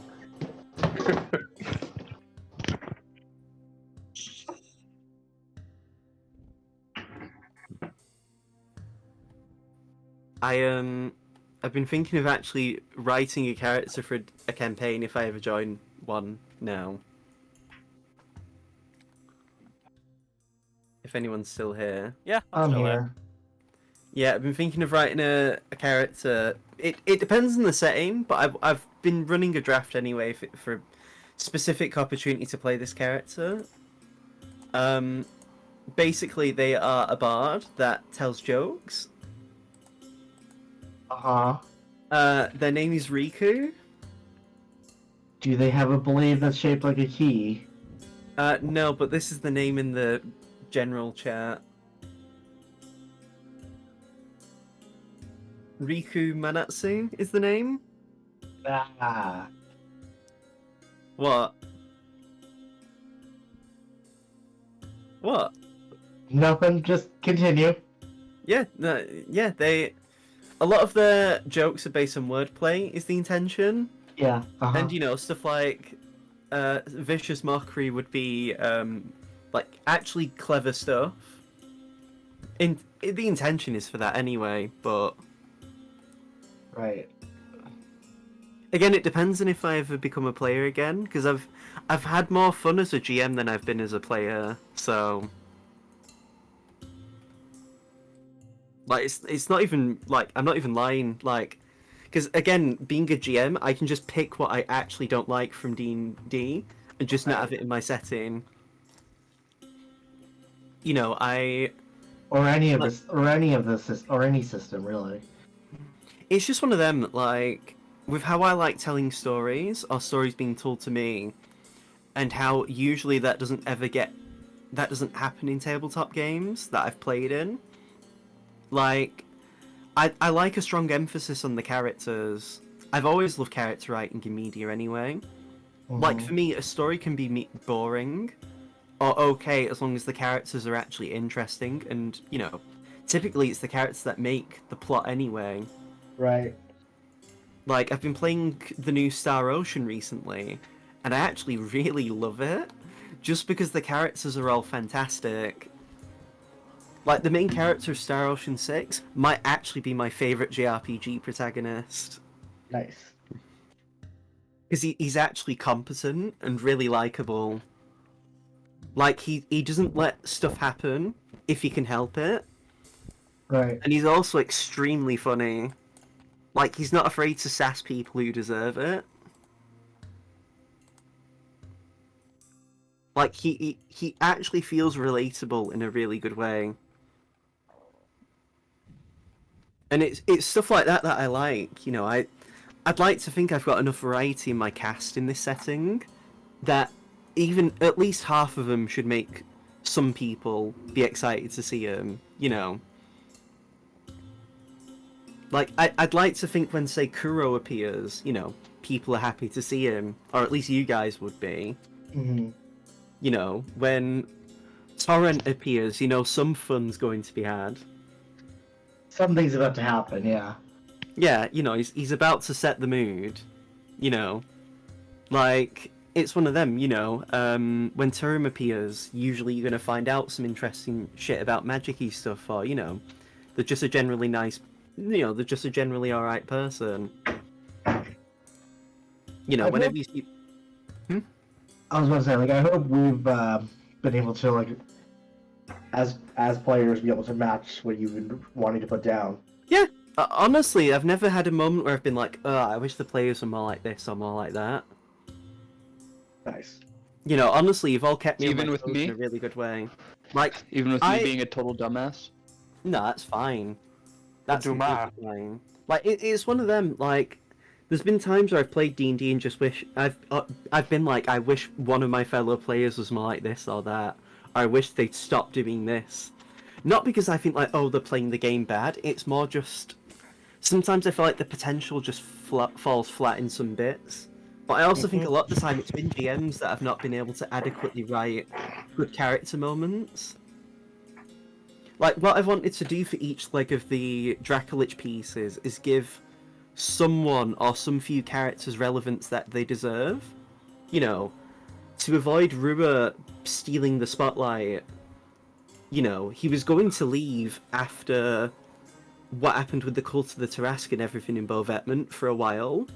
It's just that him getting his arm cut off gave him the opportunity to leave. And so then it gave Felix and Seamus opportunity to sort of delve into them because they were going back home. You know, Seamus got to have his friendship with Kuro and Hayato explored. And also just sort of delve into more serious bits of his character that, you know, he's not really had the chance to. You know, it's also let Felix do so as well because of his dad. And, you know, it actually really illustrates why people like Hayato, you know, in universe. Yeah. You know, if anything, Kuro took the biggest was the least relevant of the characters that sort of featured in that bit of the story. But to be fair, he's also been very established for a long time now. And it also gave me the opportunity to actually go on an adventure with you guys and, like, you got to spend a good bit of time with him, which you've not really had before. For the most part, up until that point, he'd just been your mission control. Yeah. You know, that's an example, like, you know, the first time you met Prody, like, that was just entirely just to sort of get you guys into sort of that whole, just to sort of get the concepts down of NPCs traveling with you for an extended period of time, you know. I miss Prody. Prody's one of them, like, the point was he was meant to feature a lot as, like, the starting NPC in terms of loyalty missions and stuff. Right. And he'll definitely feature later on with what I have planned in mind. He'll arguably want to be one of the more important characters as things appear later on. As if things go what I intend them to be, but it's not that I want to lead you down a path, it's more based on the fallout of the Dracolich arc ending, is what I intend to do next for my second arc, if you get what I mean. Like, you know, there's been a few characters that I've wanted to explore more, but that's because I've got plans later for them. Like, you know, you've had opportunity to talk to Akrua, but you've not really had the chance to sort of get into the meat of his character, I'd say. Which is by design, because he's already sort of had his arc. He's already grown as a person. We're meeting him at the end of his journey.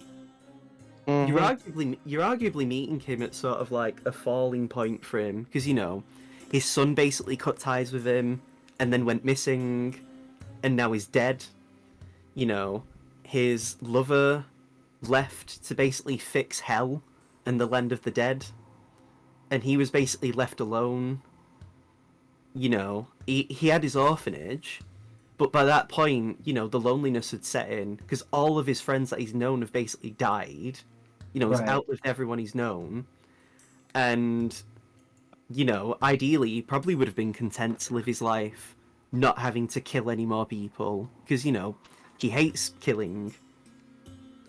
And that's basically what he'd been doing for a few hundred years. And it's only because he's got the opportunity to make amends with his family by helping his grandson that he's come out of retirement. But that's, like, and that's great, but there's not really been more delved into. By design, mostly just because it's one of them, when Akrua appears, there's no stakes, there's no threat. Yeah. You know, at least for now. Like, if Akrua appeared for every fight, there'd be no challenge, and at that point, I'd be writing a book. I wouldn't force you to spend several hours a week, like, watching the Akira Ruffle Stomps Everyone show.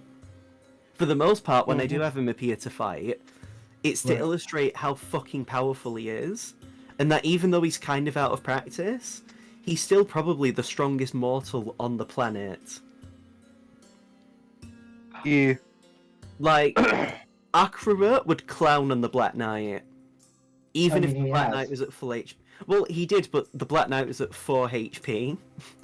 Mm-hmm. But even a fully fresh Black Knight would still get memed on by Akira. And it's also why I don't use Oryx in the same way. Because he would also just ruffle stomp a lot of the fighting. Like, a lot of the time, Oryx is sort of there to just sort of move things along, you know, i.e., Right. like, flying you back to Centralis so you could finally get into the underground and that kind of shit. You know, he's teleported you around and whatnot. Yeah. I would argue that it would be interesting to like have a moment where God, what is it? That scene of like in Dragon Ball, like to kind of cop from that, but like, you know, to have like the moment of like, you know, Tien, Yamcha, and all them on King Kai's planet suddenly raffle stomping the Ginyus, but like the Ginyus being Akira. Well- Or like having that moment of like the four of us training against Akira and we're actually able to like kind of keep up. Well, just wait, I have plans with stuff like that. I will say, the One Shot Club, the next session that we do, which is going to be when you get this next Dracolich piece, because the One Shot Club will be the next thing with the One Shot Club will be based during the time that they got teleported to Centralis. Mm-hmm. You know, way back when. Yeah. And the intent is to actually explore Oryx a bit more. Like, you're going to learn quite a bit about him through that, is the intent. Because the idea, it's not really a thing, but the idea is that he's basically going to Centralis to basically get some supplies so that he can make Rua's artificial arm. And that's what he's brought you guys along for, to help him procure those supplies. But, you know, that's not going to be... it's not going to be that simple. You know? Yeah. Like, that's basically the general outline of the plot. And yeah, that'll be it. But again, like, there's so many characters I want to explore. Like, there's still so much untapped potential with Zaras. Especially now that Tora's out. He's in theory now, while you're away. Zaras is probably back in the city. He's probably talked to Tora. I'm shocked we haven't heard about a fight. Like, there's been a death. Like, there's so much to explore with that, because it also leans into Aldain and Oriana, and just that kind of shit. You know, there's still stuff That with, whole like, thing. There's still stuff with, like, the Cult of the Tarrasque, until you've not met every member, you know. There's a guy who's basically using Akira's old name. And, like, that's a whole thing, you know. You've still not met Rua again, since he's had his arm cut off. Right. Like, Rua especially is meant to kind of be the most important NPC of the setting, but I don't want that to come at the detriment of you guys. Like, I'd like to think we've all sort of collectively decided that Rua's this passion project for you guys to especially help out. You know, you're helping. Yeah. You're actually helping him grow. He's like our little brother. Little brother that's actually older than Dairon. Yeah. But, like, you know, like, Rua's arc definitely hasn't ended, and it's still not near completing. But even once his arc does complete, if it does, it depends on how things go, and the direction of what it does. But it's one of them where he's definitely going to be one of the most influential NPCs of the setting after the campaign's over. Just because he, like, again, it depends on the direction of his character and how it grows, but the intent is for him to be like the next Akrura and take the mantle of like protector of the planet. Like, any of you guys could retire from fighting after the campaign's over, but he would still be in the epilogue doing stuff. You know, Felix could decide, even though he is an elf and will outlive the party, he could just decide to never fight again. Unless Rua, like, was desperate and needed the help. You know, like, because I intend to do other campaigns, smaller scale campaigns within the setting. Rua would feature in quite a few of them, just because the intent would be is that he would, in theory, start traveling the world. Or who knows, maybe if any of you would be free to, like, cameo in some. Yeah. Because I'd be doing some of these with other people that I know, like friends of mine. Like, I might be like, hey, Dylan, are you free on X day? Would you maybe want to play Seamus again at, like, level 20 with a bunch of, like, noobs? Oh, I would absolutely love something like that. Or maybe, like, hey, Gen, Mill, would you be down to, like, help me do this thing? Or, you know, like... Right, yeah. Like, I'd like to think even if the campaign's over, Dairon, Aldane, and Seamus and Felix aren't really... Like, their stories aren't necessarily over. Especially with how I intend to end the campaign, it'll definitely, like... You'll get what I mean. Yeah. Mm-hmm. But anyway, are we ready to jump back in? Yeah. Give ready. me one moment. No problem. Or Mississippi. I will say we probably aren't going to go on terribly much longer, just because this is mostly just setting the scene of you actually being in Pahola now. Like, things will really start going on once we get to the capital. Also, I need to find some new music, because I don't want to hear the same music over and over. And I imagine it is going to be frustrating for people, actually. I keep forgetting about that.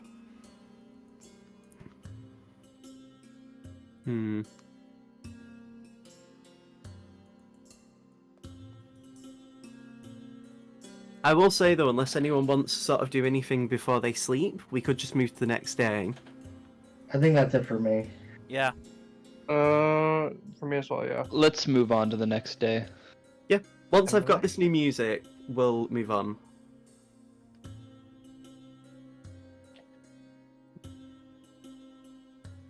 Oh, this is combat music. This was completely different than what I had intended.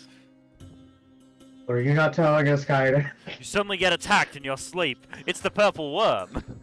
It's Night Terrors. It's Obi-Jan, the Ten Kurunda breeze. It's a night. It's Colgin. It's Colgin. This time he intends to cut off Felix's arm.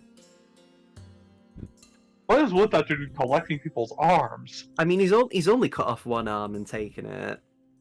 I know, but it'd be a funny running gag. No, Arkan comes back. He doesn't like the fact that Like, you know, Star Wars and... There you go, Felix. Yeah. Dismemberment. I mean, so, because when I played Aster, back when he was that, he actually lost one of his fingers on his right hand. How? It got bitten off. Nice. It got healed back, but yeah, and you know, Stasia or Ivyes has lost an arm, Rua's lost an arm. Look, It's like the Skywalker curse. It's the Star Wars tradition. In a time skip story I intend to write personally for one of Rua's children or grandchildren, I haven't decided, they also will have their arm cut off. Nice. But that's for another thing. So, as you all wake up in surprisingly decent resting, actually, you all get ready for the day. Would Felix have tranced so that he wakes up before everyone, or at the same time as everyone else? Like, does he stay up late, or does he go to bed early? Go to bed early. No problem. During the time you'd be at bed early, though, there's not much going on. Like, there's, like, very early morning stuff you could, like, you know, you could get a drink of water or, you know, Yeah. just anything. But like, for the most part, it's very quiet. To the point where you might as well just stay in your room, to be honest. I feel like Felix would get back used to moving in like his gear, Hmm.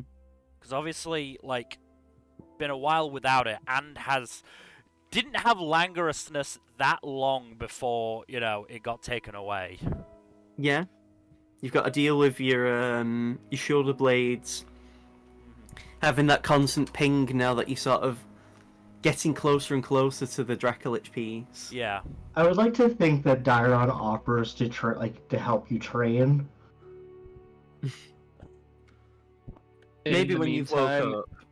In the meantime, he's practicing his music and trying to use that practice to calm his mind and clear his thoughts because, brain hurty. It doesn't really hurt, it's more that you just kind of feel the existence. It of that trembles! You feel that particular existence of your body part in your body, Daron feels the existence of their eyes. It's a weird sensation, so... I mean, I feel my eyes constantly anyway. I mean, you can actually, feel the eye stalk and everything. You feel... you do feel the existence of it in your body. It's not just like, oh yeah, I don't know. But yeah, No, I know what you mean. I got you. Yeah, you all wake up, plus Felix, who has already woken up. You all, you get complimentary breakfast. You would have also eaten when you got to the thing as well, the inn. But yeah, you get a nice early morning breakfast. A lot of it's quite light food. Nothing's particularly heavy. You've got some salad. One of the things you actually get is basically this rice dish with green beans and small bits of meat mixed in. And then bits of leafy salad and bits of diced onion with it. The actual dish is a Persian lubia polo. Nice. It's not typically a breakfast dish, but the point is it's not meant to be heavy. It's also known as yeah, no, I am right. Yeah. Yeah, you enjoy your meal. It's very nice. It hits the spot just right. You're not eating to be full, especially because you're going to be in the heat. You don't really want to be feeling full and hot. Oh no, that's never fun. As you're sort of eating though, Torrent just sort of tells you how during the night he's been informed that they, as they've been scouting, there've been no sightings of undead.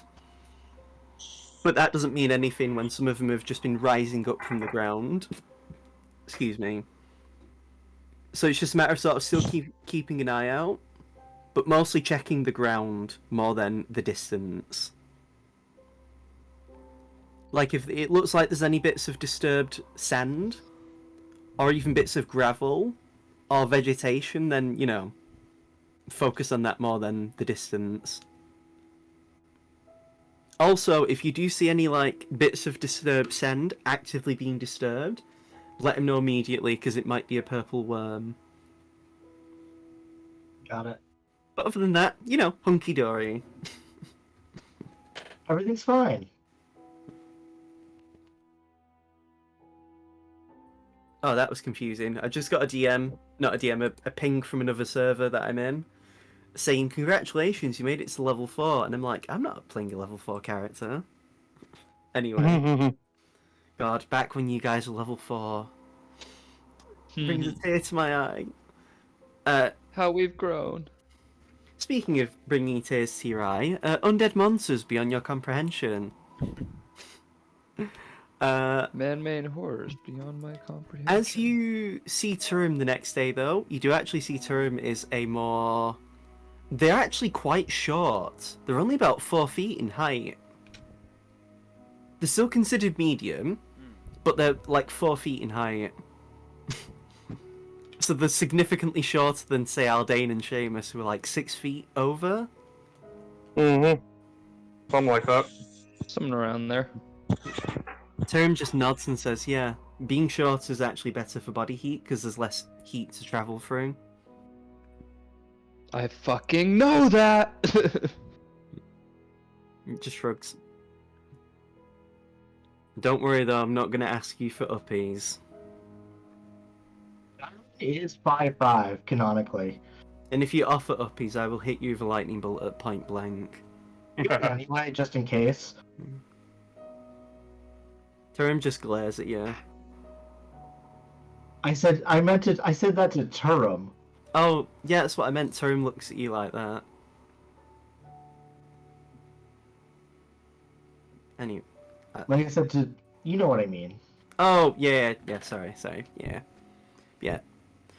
Torrent just, you actually notice, though, Torrent is actually, like, halfway into, like, a few different drinks.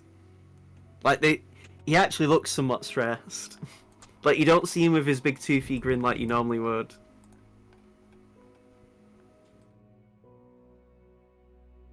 And he's just like, ugh, I can't wait till this is over.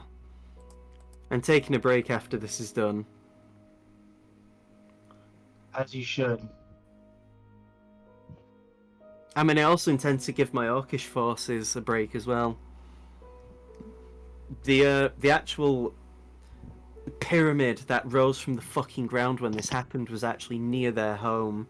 Oh my god. There was about a population of nearly, I want to say, 120. Only a quarter of that survived the first night.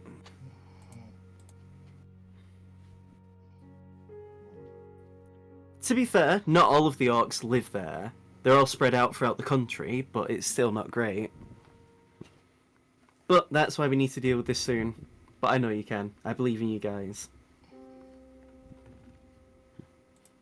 Let me know when you're ready to head out, though.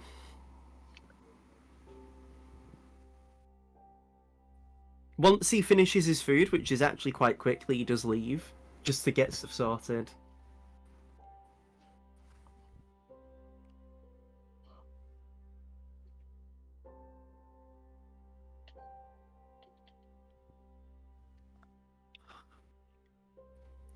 Yeah. Do any of you want to say anything to each other before you are ready to go, or? I talked to Felix privately. How's the peace handling? How are you handling the peace? Feels weird, like I've been stabbed in the back twice, but yeah, getting used to it. Okay. Let me know if you need help getting used, like practicing or getting used to it. Might be best. At some point, I am gonna have to test out this fly speed or flying ability, and I'd really rather have somebody around who can levitate. Yeah, I'll be around. Sounds like you got good perks out of yours. All I get is the massive fucking headaches. You also have special abilities, Seamus. And? Darren just looks at you, just like blink, blink. I know. I shouldn't complain so much, but I haven't gotten a chance to really fully utilize my piece up to this point. Yeah, me and Aldane are the only ones who really gotten a chance to play with our pieces. Indeed. Well, I'm sure you guys will have fun with your creepy eldritch artifacts, Term says, as they finish off their food. Do you want one, Term? What's that? Do you want one? No. One of us is gonna have to double up eventually, but Oh, I mean, one of you'll have to double up now, won't you, when we deal with it? Yeah. Correct. It's gonna be interesting to see which one of us is the one. Term just shrugs. I don't know. As long as it's not me. We Is don't it- really have a choice, I think. Well, if anything does start to go wrong, if any of you do start doubling up, let me know. I've been And you'll learning try to stuff cut. from, I've been learning stuff from Oryx and Akra and how to seal the pieces, or at least mitigate the influence. Will you be showing us inside the piece? As I mean, we'll have to find out when we get to it. I mean, I think there's a possibility that you can, based on what we saw with the turtle, it is possible to not jump in. I mean, that depends on the luxury we have and what happens when we do get to the piece. True. I mean, from what I've heard, sometimes there've just been massive pits in the ground that open up.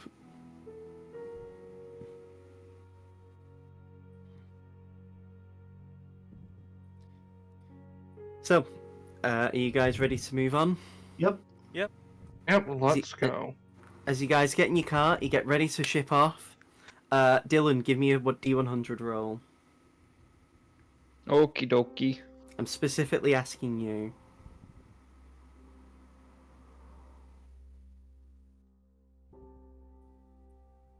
Ah, okay. 2-9er.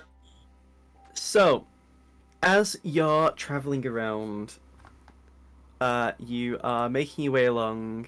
You know, you're making your way downtown. Along the route to Torrent. Along the way, give me perception checks, all of you. Oh boy. Haha! Damn, Aldane, calm down. Save some rolls for the rest Wow, of us. Jesus. Holy shit! I think we've just on Galaxy Brain. So, I'm gonna bring you onto the map.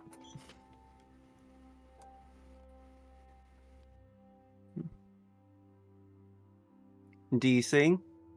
Yep. Eh, So, this map I actually did find on Reddit. Someone actually did have it for free. But because the shadows were the wrong way what I wanted, because, you know, the sun rises in the east, Mm-hmm. I Literally mirror flip the map. had to flip the map, but I've made sure the watermark in some way is preserved. So I've got it down there from a copied version of the same image. Okay. Dope. Because I didn't just want the watermark to be reversed and that was it. That felt quite rude. So I increased the map size just to accommodate for the watermark in some capacity. Nice. Courteous. So as you're about this point in the journey along this map, Aldane and Seamus, you immediately begin to see that there is someone clearly hiding here. There is disturbed sand by this cactus to the side of it, near this cactus as well, and also one right near the front of the cart. Both of you notice this. Great. Do you speak up? Yep. Looks like some worms are around. It doesn't look like disturbed. It doesn't look like sand from purple worms. Or more It from looks like like- people walking on it. It looks like stuff that people are hiding under, is what I'm getting at. Looks like we got company. Oh, we do, bruv? Yep. Yeah? Check the sand around. So as the cart stop, I assume you're stopping. Sure. Unless I mean, Dairon unless- has a better plan. Nope. Charge him with the camels. oh yeah, the camels that'll get attacked. Tarim actually looks to you all and puts a finger over his mouth.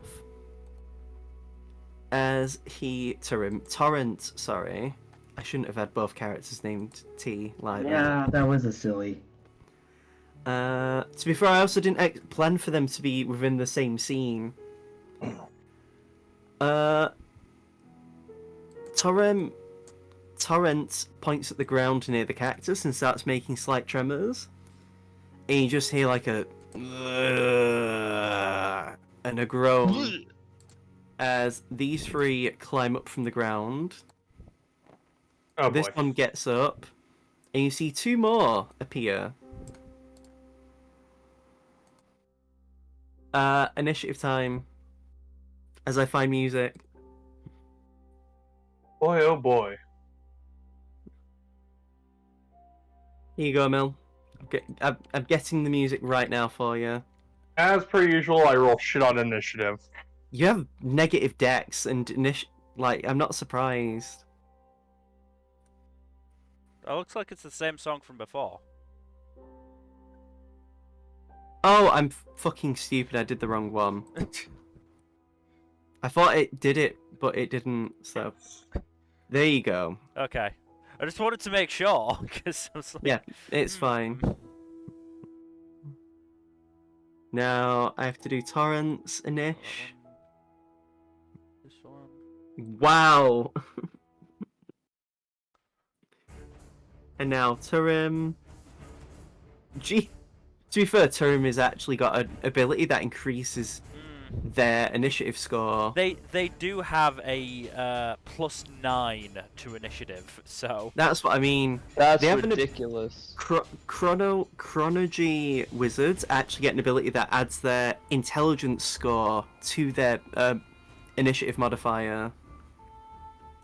So I'm gonna copy a mummy token, just so it's the initiative tracker. So the one at the bottom off the map isn't a combatant. Oh, that way you don't like kill the mummy that you were using as the initiative tracker. Yeah, I don't. Just in case the corpse is destroyed, because I do tend to delete those tokens. So Understandable, yeah, honestly. yeah. So Turim's first. Turim is actually going to lean forward at the front of the cart, sitting next to you, Seamus, and says it's Turim in time, and proceeds to Turim over every opponent. No. It's Morbin time. Yeah.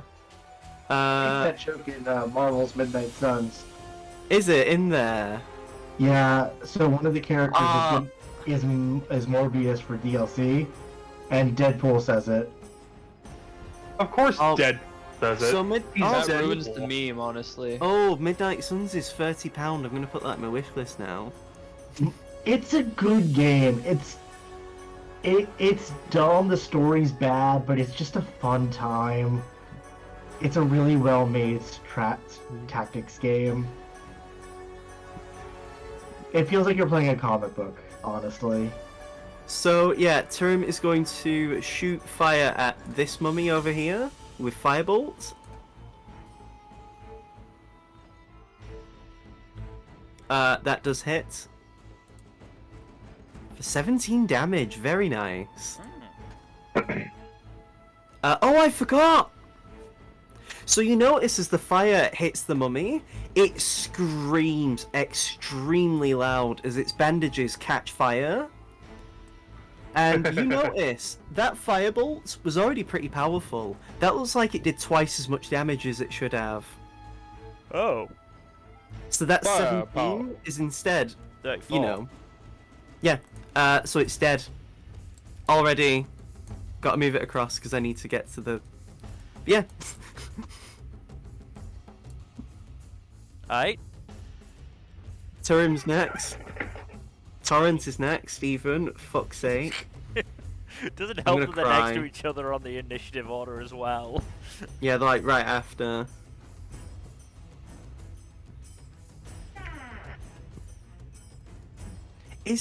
Are they gonna use that already? No.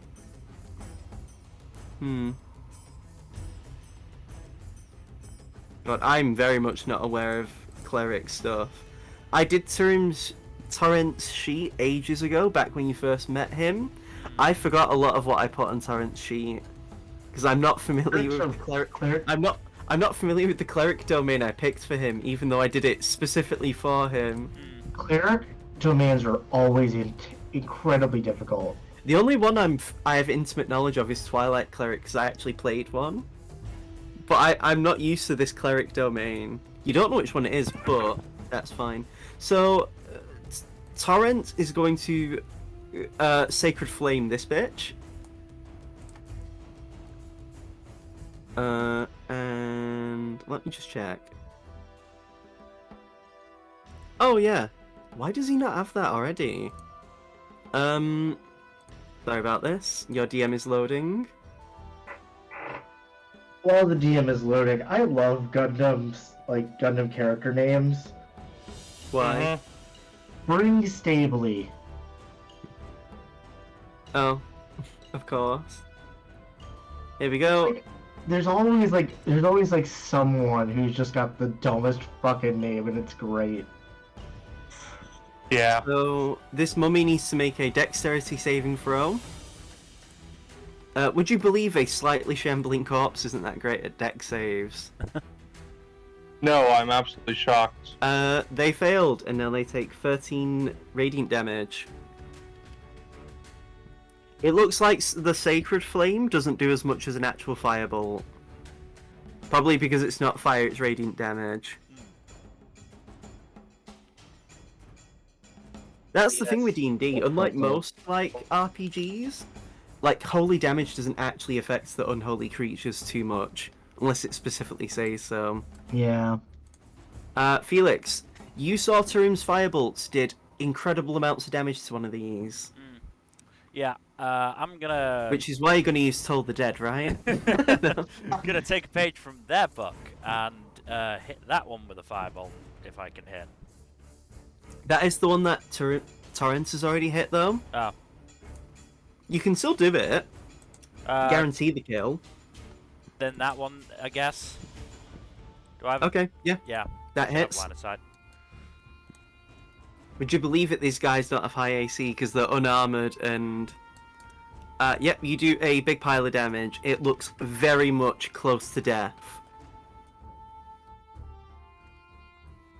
Do you move? Do you do anything else? No.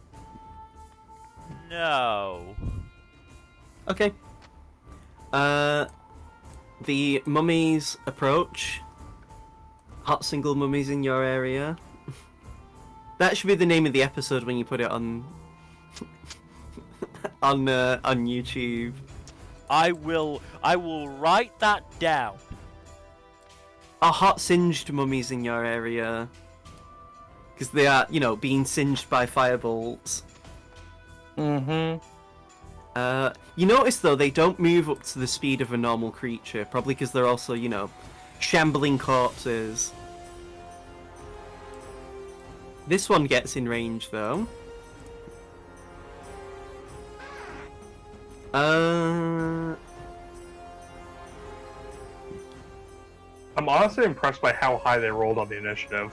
Felix.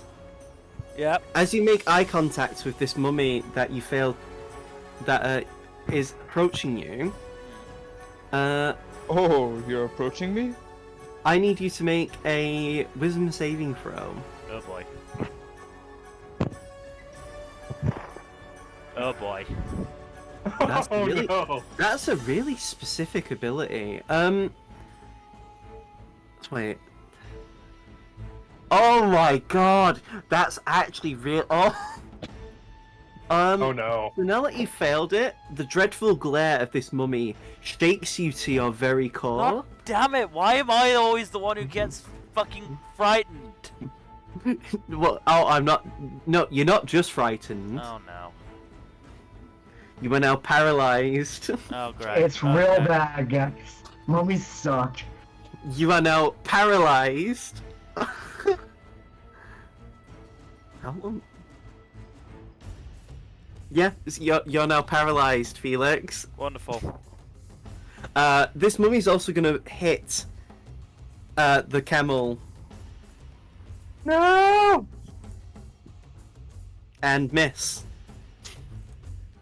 just completely whiffs the camel. And the camel just like snorts derisively. This mummy's yet to approach. Is actually going to get into melee with Felix. Wonderful. Oh boy.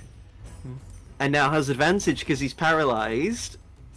That is a 21. Yeah, that hits. You are taking 8 points of bludgeoning damage and 9 points of necrotic damage. 17.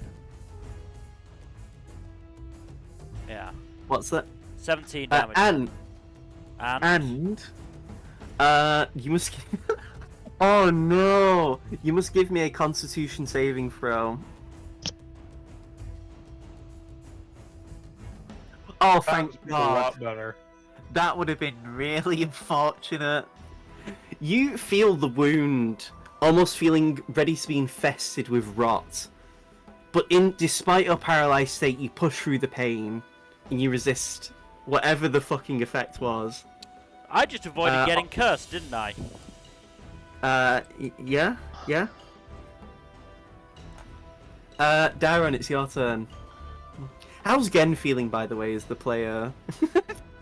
I hate you. I hate you so much. I love having Dylan, who's a complete noob, and you, who's a veteran, because the dichotomy of experience is so funny. I'm having a fairly decent time right now, honestly. Any D&D vet at this level would be shitting their pants. I'm scared. I am scared. This could actually turn deadly. This is like zombies. No, when Kaito first said the words "mummy," You cut out. sorry, when you first said "mummy lords," I was like, "Oh no, Yeah. oh no." Oh yeah! Also, by the way, the only reason Felix got paralyzed is because he failed his save by 5 or more. Under the DC. Right.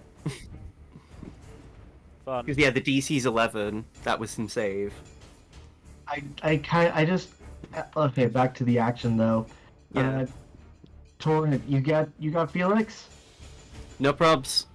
I aim and fire the crossbow at this one. Yeah. That one isn't damaged, so... Crit?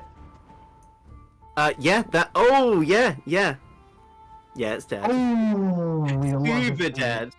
I will say I have... One kill. Uber dead. You just shoot it straight between the eyes, and it actually destroys most of its upper head. 35 plus 26, by the way. That's I will not- say I have lowered the HP from what it actually is. Okay, good.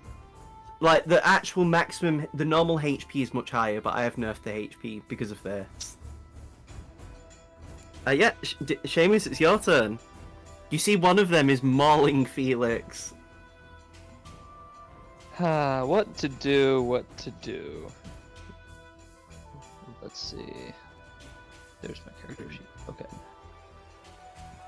How about I blast him? You blasting the one on Felix?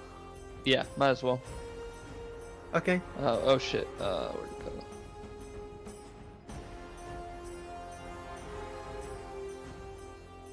Hits. Is that a hit? Hit? Yeah. Okay. 5. Now what? Yeah, that hits. Well, Much better. better. And then I'm gonna cast Bardic Inspiration on Felix. Felix, you are now inspired bardically. Thank you. De nada, senor.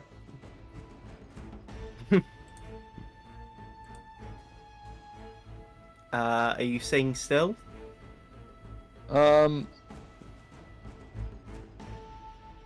Yeah. I mean, the mummies are all closer to your friends, so...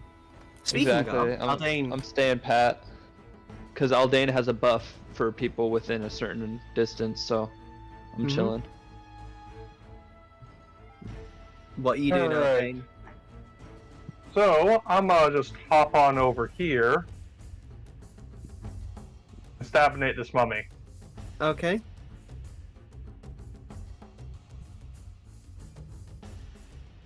Now, yeah, I'll just use outrage. Why not? Just the worst possible initiative you could have gotten. Wow! You nearly that miss? missed. Oh, it hits. Yeah, they're bro, guys. They are bandaged corpses. They're not exactly like. Well, You know the what? dan- There, they are not going to be very tanky. The danger with these fuckers isn't their AC. I'll say that No. much. The glass cannons, really. That's 13 damage. Mm-hmm. Does that kill it? No. Alright, stab it again then. Yep, hits. And No, 11 it's damage. Quick 1-2. And I don't think I have anything that can help Felix out right now. No. Yeah, I didn't think so. Oh well. I will instead do, Do the Mario. yeah, you know what? I'm going to give him Shield of Fate. Okay. Do the Mario? What? What's the Mario? No, I was just gonna say like, yeah, fair enough. Look after Felix. Thank you. Yeah, I'm giving him Shield of Fate, so he gets +2 AC. You're shielding his faith. Mm-hmm.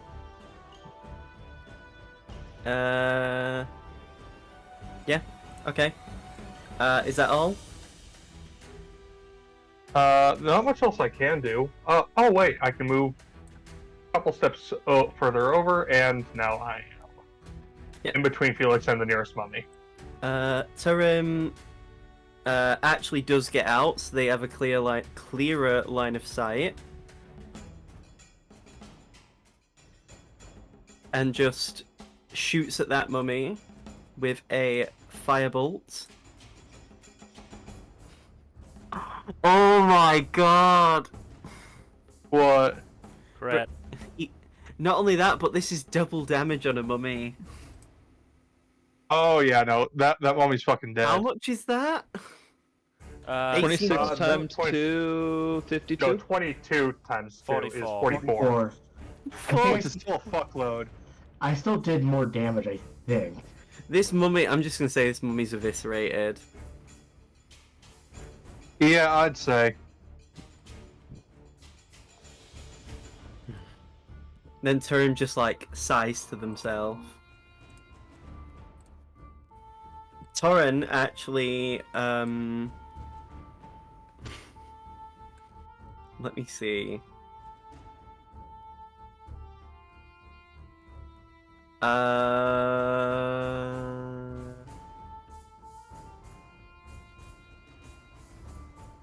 I forgot he has some of these spells.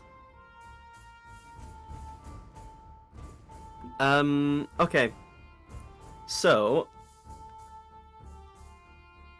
Torrent is actually going to thrust his hand out and chant something in Primordial that only Dyron hears, as he just says like,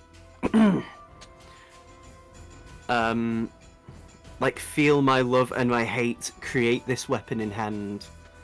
As he casts spiritual weapon, and that's the token I'm using for it, because I'm not making spiritual weapon tokens for a character that isn't going to be in every fight. Fair. As he uses it to attack this mummy.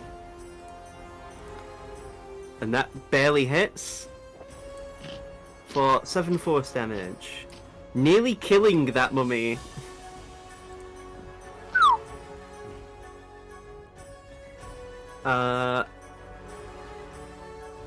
He will then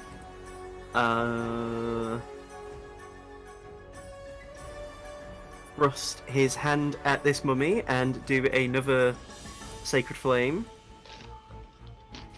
Actually, really dogshit damage. The mummy makes a roll, fails its dex save, and is nearly dead. Both of these mummies could actually just be chipped with, like, Seamus's Eldritch Blasts, and they'd be dead. Like, unless Oh, boy. unless Seamus rolls a 1, he could probably kill these on his own. Felix, you are Fun still time. paralyzed. Gotta do a check. Nope. You have to wait until the end of their next turn, which is coming up. Wow, that's actually pretty fucked. Mm-hmm. Wait, even though I took out the one that paralyzed him?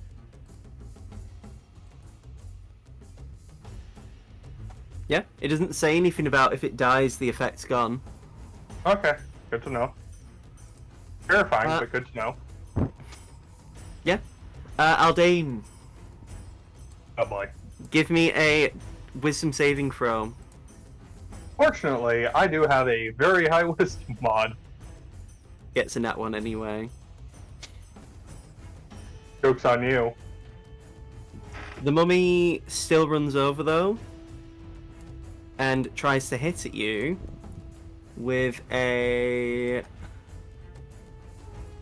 soft 20, non-natural. Yes. Yeah, does not hit. This mummy is going to run over, and let me check. What's the range?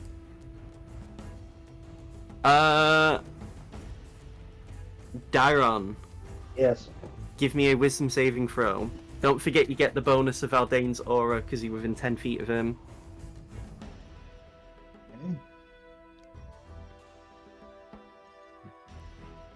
Wisdom. 25. Yep, you also are afraid of the mummy. Speaking of not being afraid, you can probably kill one of them even with, like, scratch damage. Can I move now? Yeah, what's it called? The paralysis and fear end as you see Aldane and Daeron no-sell the effects and think, huh, they aren't as scary as I thought they were. What's this one looking like? Again, both of them could take an Eldritch Blast from Seamus of all people and they would die. I think Both of them. Dairon. More like both of these. Where is the spiritual weapon? Here. Oh, I was gonna do a thing, but it's fine. It's a shame, but yeah. I think as Aldane is gonna cut down this thing, I just aim through the melee and just fire at this one. Zuckerberg, why? But you get a Facebook pop-up? Facebook Blue is becoming 13. a thing. Oh. God damn it, Zuck. Yeah, that hits. Zuck the cuck. Yeah, it's dead. Yeah. At 3 HP.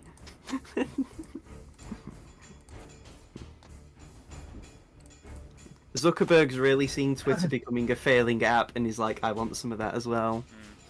He's like, Imagine if- hold my beer. It's bad enough that Metaverse is already fucking awful. But yeah, so that's your turn now, isn't it, Daron? Yep. Seamus. Now you get Yes. to actually kill one of these. Yay! Go, Shamos, go! Watch it, he gets a 1.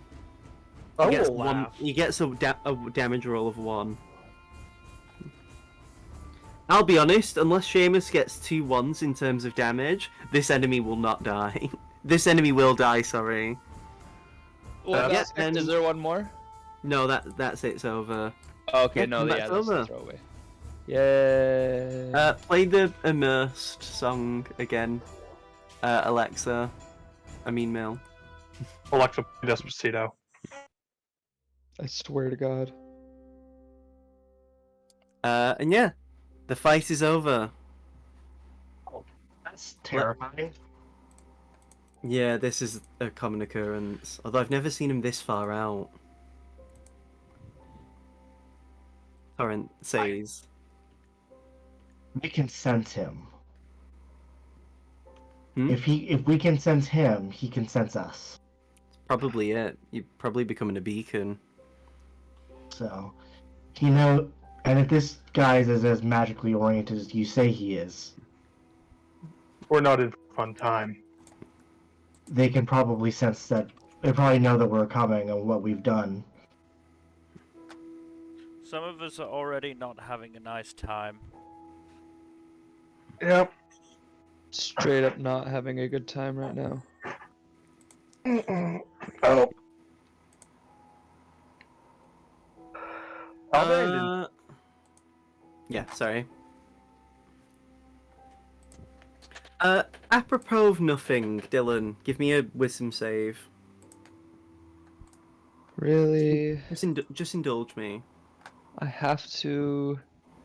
yes, What if I fail it? What's gonna happen if I fail it? you'll die. I don't. You don't know. Did I win? Okay. That's not a good okay.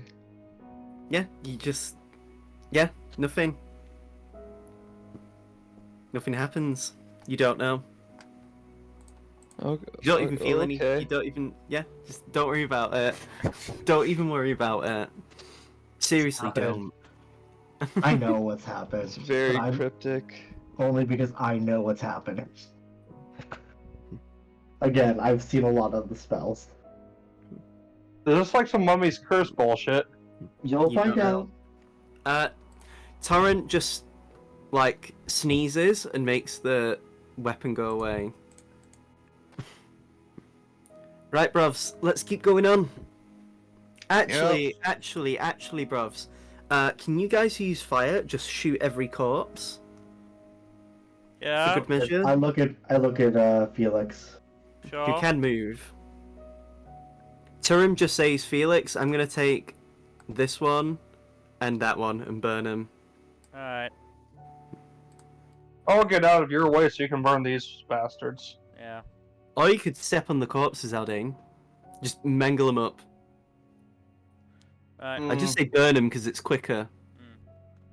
And then you don't get any gore splashed on yous. No, I firebolt the three of them. The corpses are basically burnt to ash at this point.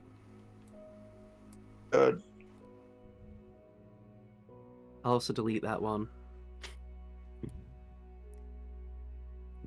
As yeah. I assume you get back on the cart and you continue along your merry way. As you're talking though, Torrent just says like, honestly, I'm surprised because there's normally less of them as well, or if there is larger groups, that's a bit, I don't know. They're testing us. Possibly. Or Yeah, maybe one- some of them have just slipped through us. No, you guys are thorough. I trust that you're skilled enough to not let something like this slip through the cracks. You'd be right, but it's also one of them though. There's also a lot of dead people, especially with warlords, bandits. So many people that we don't know of existing that could have just been killed or converted. We've also had to basically kill people who are being dragged away by mummies. At their request, of course, but we don't want to know what happens to them if they're brought back alive, so... I imagine it would not be pleasant in the slightest. I mean, mummification involves taking, organs out of people's bodies and that kind of shit, so... Yep, I am all too aware. As harsh as this has been, we've had to make the pragmatic decision that if any of our friends get taken away, we expect them to be dead. Which is why every one of our soldiers carries a knife on their person. There's also but I guess looking at the group, we should be aware that what comes next won't be pretty for us.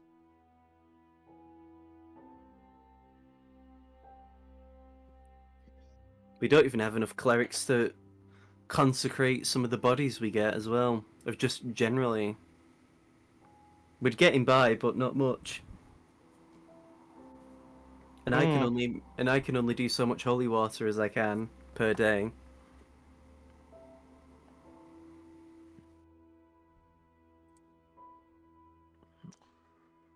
Yeah, it's tough. We'll survive. I know we can. It's just more the rebuilding. That's the hard The bit. Last of Us. Hmm.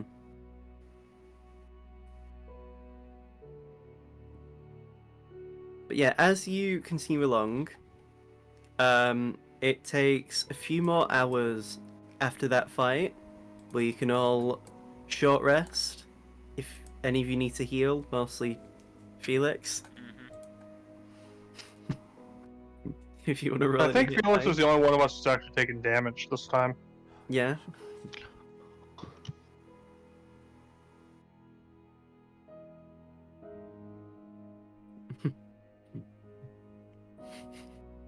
Taking me a break, I just walk over to all day and Yeah. Aldane's just gonna do a real quick divine favor to recharge his spell slot.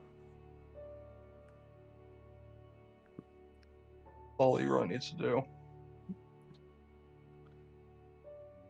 is that we're walking into something. What's up, Dyron?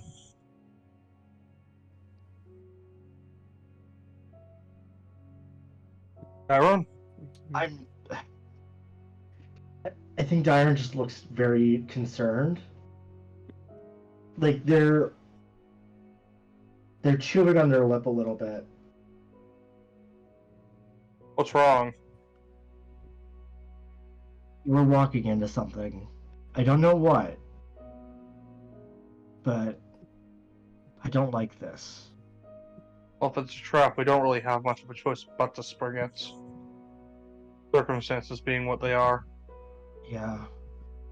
I just wish we could, I don't know, something. I wish we had more information too, But sadly we don't have as much as I would like. I guess we can just, so long as at least a few of us are aware of what's going on, we can plan accordingly. But just as a note, I want to make sure that it's said. We're walking into a trap. And the mummy, we should assume that the holder knows we're here.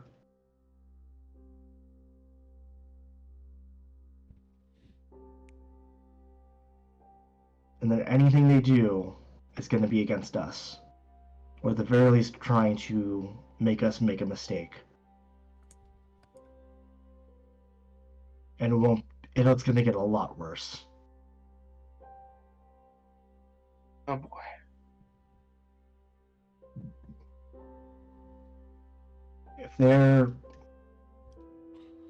If they've come back from the dead and was as cruel as Torrent made them out to be, I don't think they'll be a kind-hearted soul like Flora was. And they'll probably have full control of their peace. Almost to the extent that we are. If not more so.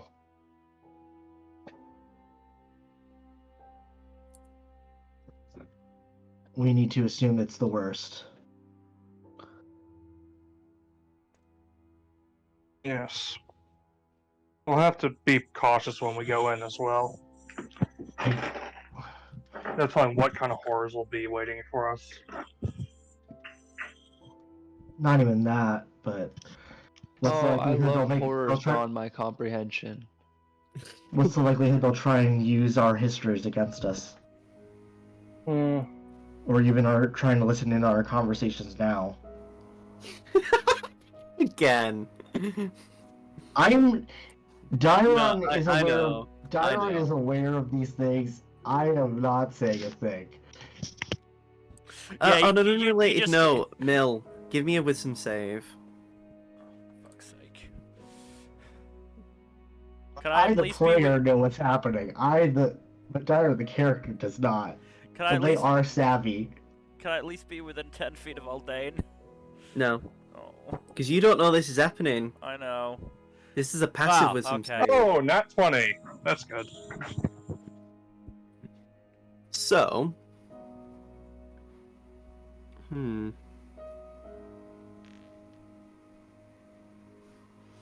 Felix, you feel like you're being watched, which is weird because you're only like by a few trees out in the open desert.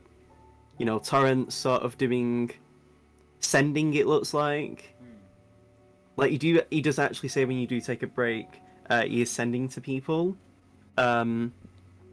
Basically just checking base with everyone.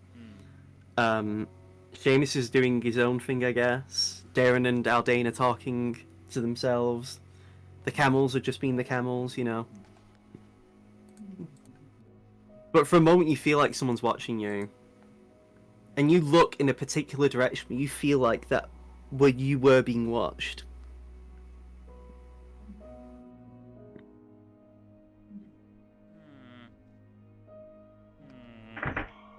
You don't see anything though. That's not concerning at all.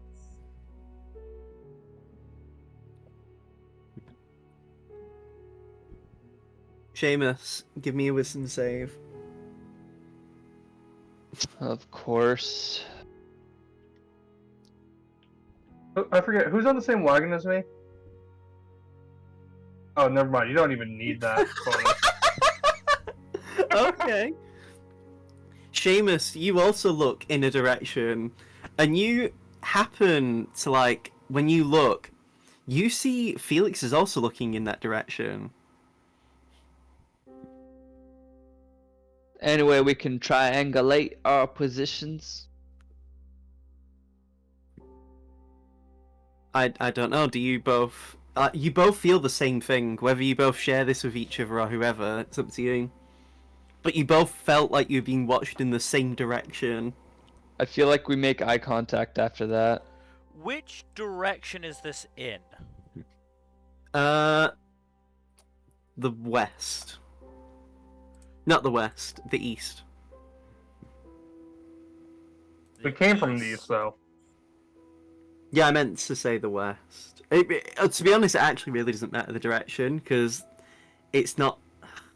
I'll say it came. I'll say it came from the west. The west. It really actually doesn't matter which direction it came from, but I'll say the west. Interesting. So, from Santusk direction. Perhaps. Or, assuming the world... Is the world circular? Or oval? Whatever? It's the same shape as your actual planet would be. Right. As you say that, Felix Star just goes, the world is flat. So it could be coming from the Ebony Imperium as well, but it would be a weird direction for them to look from. 5,000 IQ plays from Felix. This is why he's your intelligence caster, guys. Mm-hmm.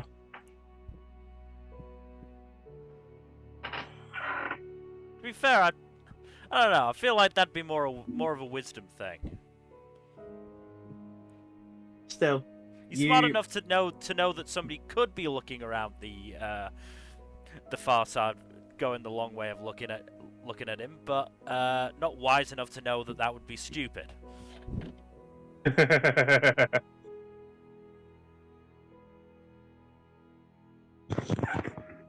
Good old paranoia. Gotta love it. And who's the most paranoid of the group? Dairon by far. Oh, it's not even a contest.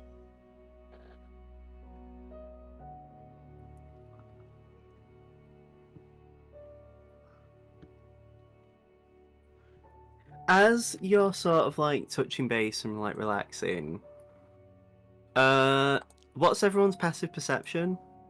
23. Mine's like a 15. 23. So I'm gonna say Seamus and Dairon. Oh, it's a 22, but The still. two of you both look in a direction to the north, actually.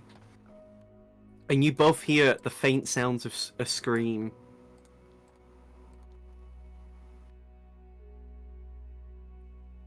Are we awake? Are we all awake? I'd say this isn't even night. This is like getting to the point where it's getting late, though. I just look at Alden. And so it starts.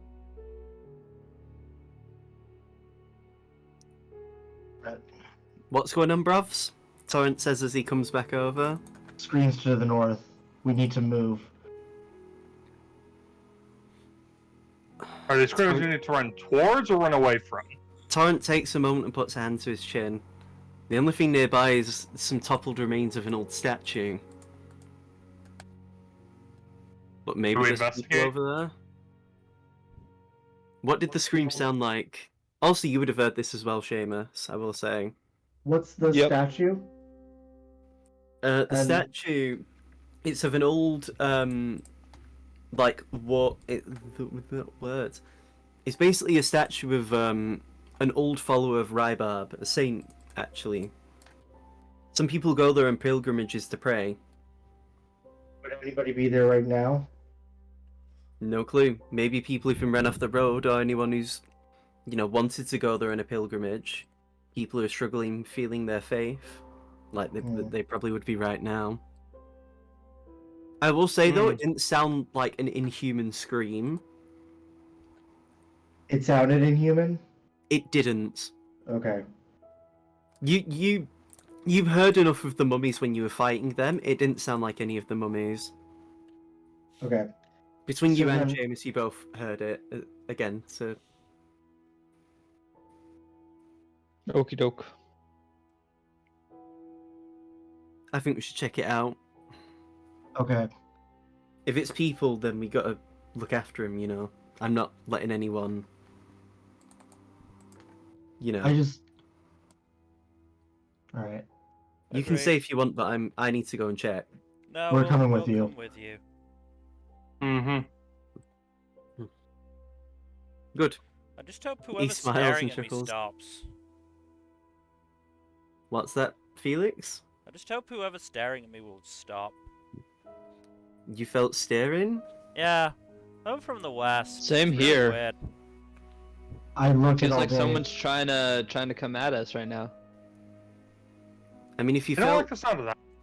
if you felt staring, I mean, the Mummy Lord was a powerful spellcaster, so it could have been a scrying attempt. Scrying would mean they'd basically be able to see anything around your general area.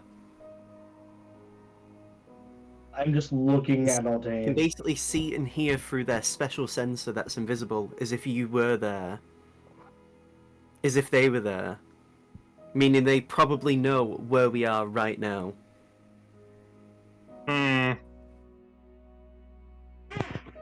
But I don't. Even if they do know we're here, I can't risk innocents getting hurt. No, And we need, he starts to run. we need to go now. So, Move, people, move.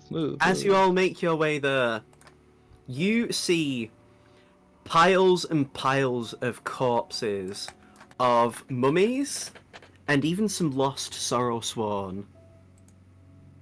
We should probably set those on fire on our way back. A lot of them are extremely damaged, as if they've been hit with a powerful weapon. If not, they've been hit with a holy smite. Ah, joy of joys. And you begin to hear more screams as you're getting further and further, and you see slight protrusions of stone in the distance, what look like the fingers of like a slightly curled hand, like fingers of a hand. Let me bring Torrent on the world map actually, because he is currently with you. I'm gonna ask for a marching order going upwards. Yeah, You can be as wide as this, or even wider if you like, or you can be in more of a line.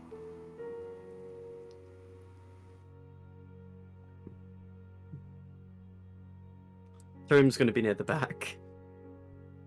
he has a squishy, of course. Torrent's actually willing to be at the front if that's fine, That's fine. because he would be running near the front anyway. Oh, let me do this. Mill, can you play that Curse of the Scarab again? Alright.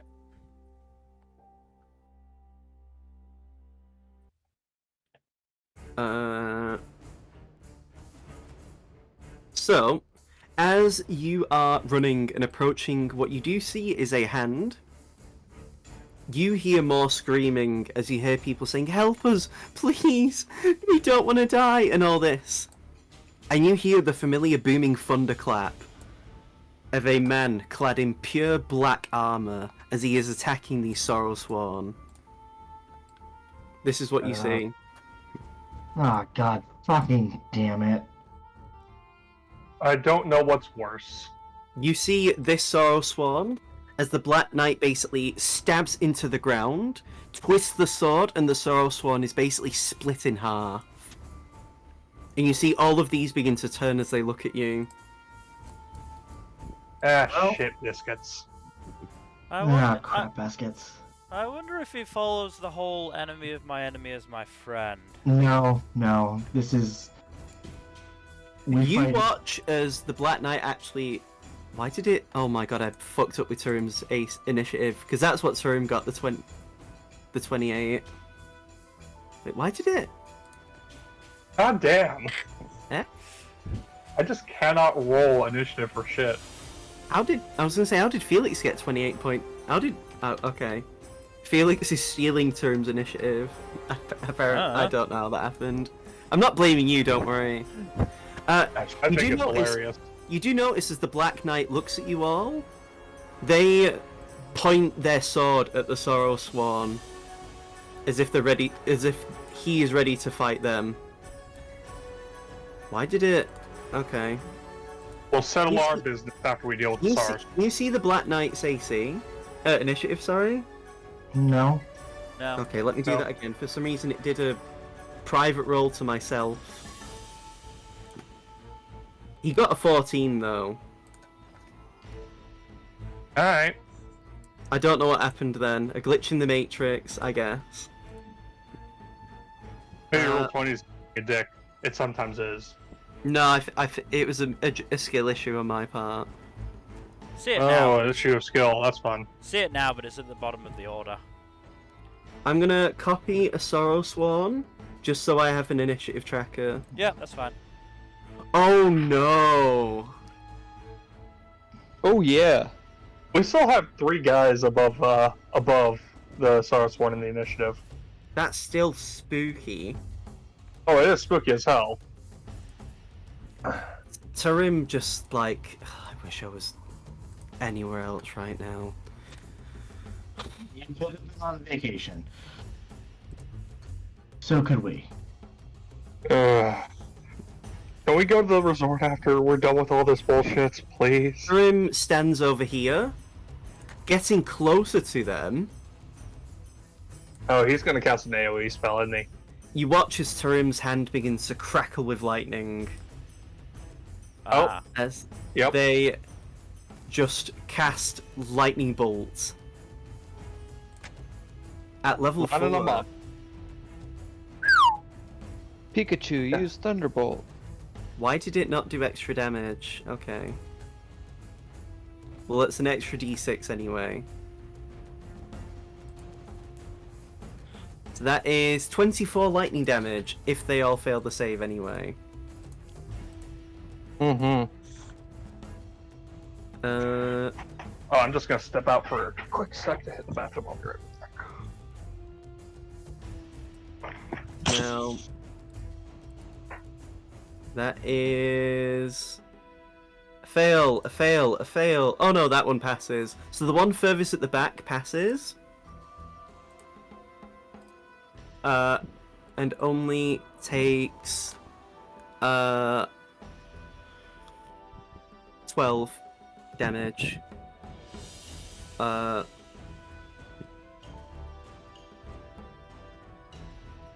Nope. 8. That one is at.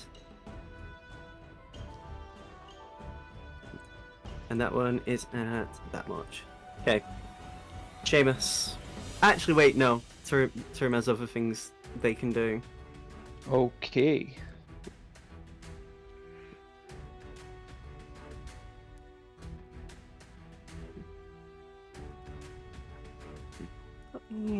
Oh, it's an action. Oh, no, they don't.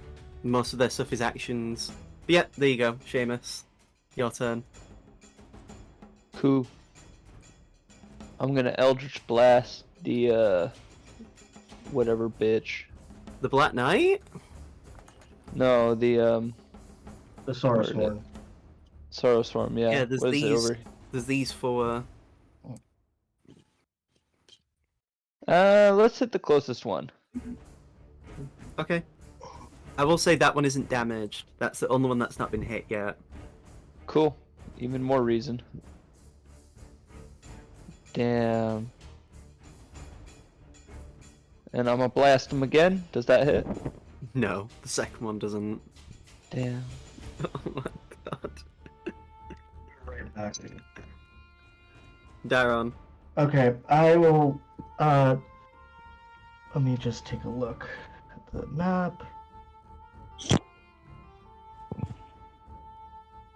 I am back. Seamus has done 2 damage. Fire the one I'm pinging. Sounds. Yeah. Oh wait. With my bonus action, real quick, I'm gonna Oh, yeah, put sorry. my bardic inspiration. I think Felix still has it. No, No, it's it ran by out. now. It's been Okay. hours. But we had a rest, so It's dead. I'm gonna use a bardic inspiration on Torrent. Okay. Yeah, boy! He just looks at you and gives you a thumbs up. That's a lot of damage, 23. That one isn't happy with that. It looks very upset. 33 damage, and that's my turn. The Lost, this one begins to run over.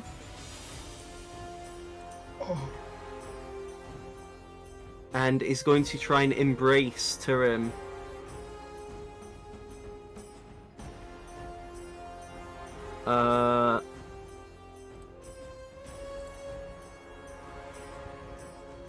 Oh no. Oh yeah.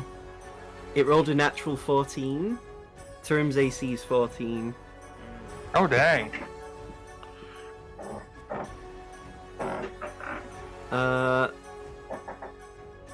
The Lost then deals. Because the Lost are also nerfed, because otherwise I'd be using a lot less of them.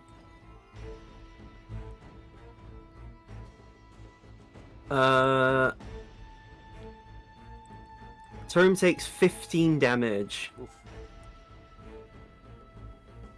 And is now grappled. And is now considered frightened as well. Oof. This one runs over and begins to make an attack at Torrent and Aldane. Both of them. Does have multi-attack. Ah. Aldane, that is a crit. Oof. How much damage does it do to me?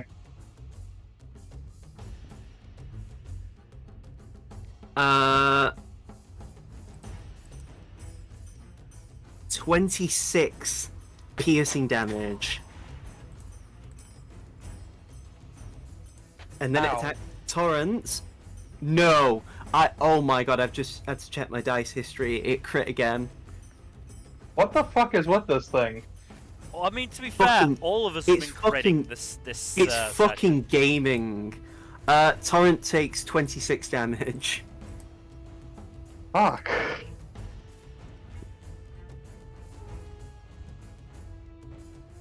That took out almost a third of my health. Torrent is at a little over half his HP. Damn. This other one is going to... Let me see. Because the Lost generally aren't smart. Which is why it's actually going to run to you guys.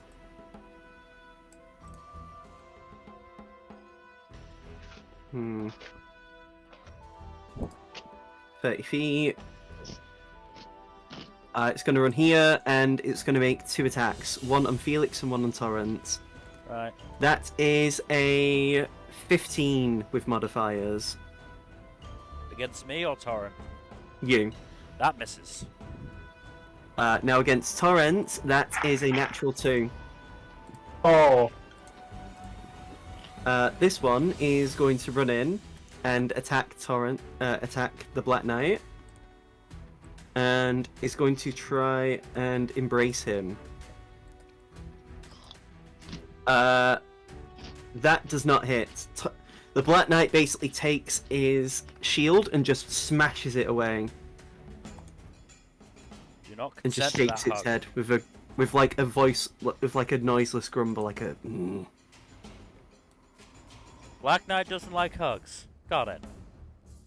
Speaking of him, he takes his two-handed sword in one hand and just swings it at the creature.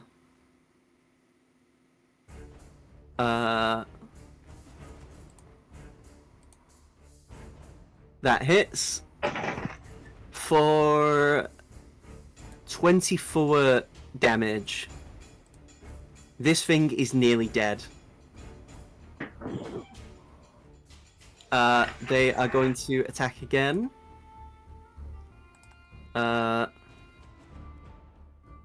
And what do they get? They get a... They miss, actually. And Felix, it's your turn. Well, if I'm gonna be locked in melee, might as well do it properly.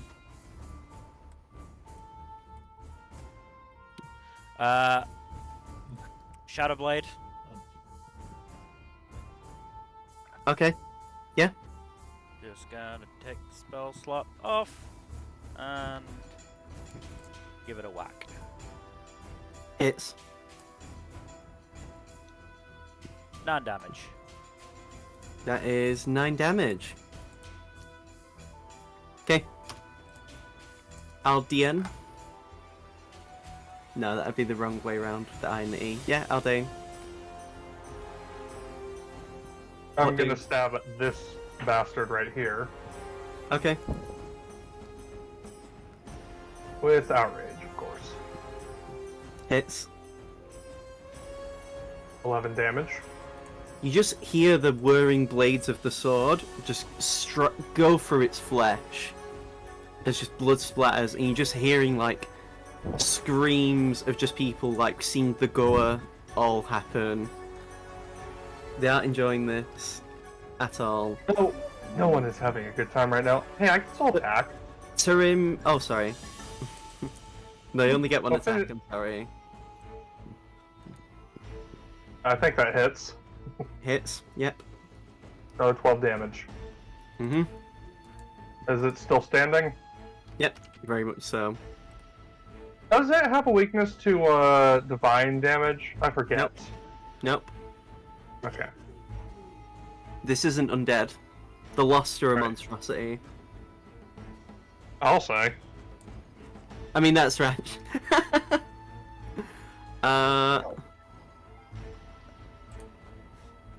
Turim is screaming as they are kicking and pushing against this. And if you remember, when you basically resist, the harder you resist against the Lost's embrace, you actually are more affected by it.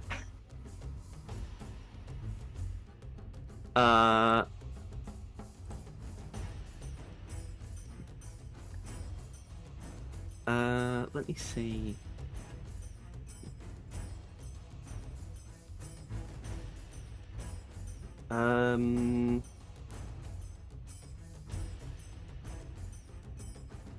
Turim is actually going to cast Thunderstep.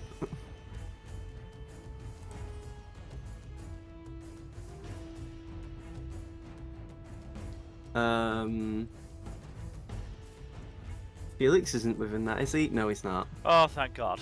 You should make sure your ruler's snap to center so you actually get the proper measurements. Hmm. But yeah, so Tarim is going to nope the fuck out of that because they are in a lot of pain. Understandable. Have a nice day. Takes 15 thunder damage. That is quite a bit of damage. That's a lot of damage. Actually quite iffy rolls, but it's fine. Let me see. That's not great for me, though. Oh? Well, I'm the next nearest. Oh, 90 feet. I couldn't remember where they can go. Turim's just going to go over here. There's just this deafening boom roars throughout the area. As, yeah, Turim doesn't look very happy with that. In fact, they're actually, like, coughing up quite a bit. Seamus, it's your turn.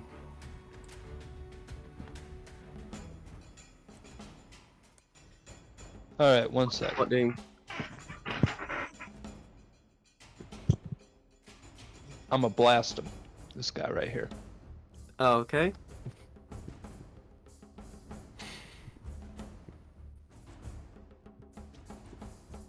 I didn't say if it hits or not. I'm sure it does. It does, but you know, wow, Max gosh. damage. Jumping the Assuming, damn gun, bro. assuming much. I'm pissed off after that 2 damage turn last time, so I had to do a little something. Skill issue. And I'm gonna give Bardic Inspiration to Felix. Thank you. Felix, you are now bardically inspired. Dairon. Okay. I run to here. And I essentially do a run by and I strike with isolation. Okay. Oh no, that's sad. And then I do an offhand dagger. God damn it. Oh. The loss seeing you come in is actually going to try and embrace on you, Dairon. Okay. Let me just... that is a non-natural 20, That hits. unfortunately. You are taking 12 points. Oh, not 12 points. You are taking... Where's the thing? I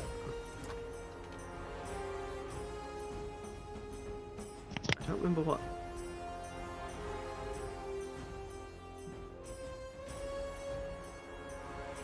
you are taking 15 points of piercing damage as you are being forced. Okay, as you are being forced to relive the traumas of your past. I'll leave it up to you to decide what they are. The other one is going to attack Aldane and Torrent again. Of Actually, course, wait. yes. It's going to... No, it can't. Yeah, it's going to do that. Aldane, that misses, and Torrent, that hits him.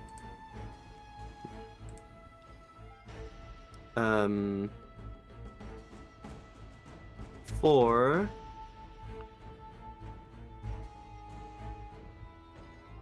Oh wait, I got the damage thing wrong for Dairon. It should be another d10.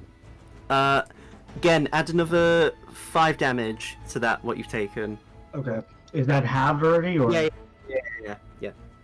So 2. Okay. 2 is what I meant to say. Yeah, so hits Torrent for quite a bit. Torrent takes 12 points of damage. he isn't looking good right now. He's actually like, wow, these things fucking hurt. The Sorrow Swan that's currently engaged with the Black Knight actually turns around and goes to him. Provoking. I was gonna say. Hits. They're very weak, actually.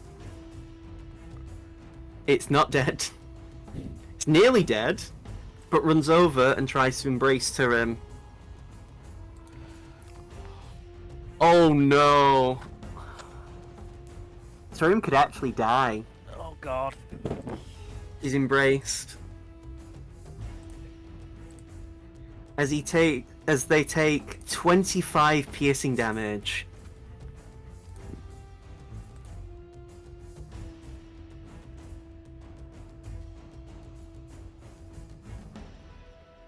They are at 17 HP. The other Sorrow Swan now runs over to Felix. Yeah, I had a feeling that was gonna happen. It's going to make 2 attacks against you. Alright. That is an 8. Misses. And that is a 15. Misses. Not good at all. Very They've all good. hit now, haven't they? Yeah, think so. Yeah. Let me just check though.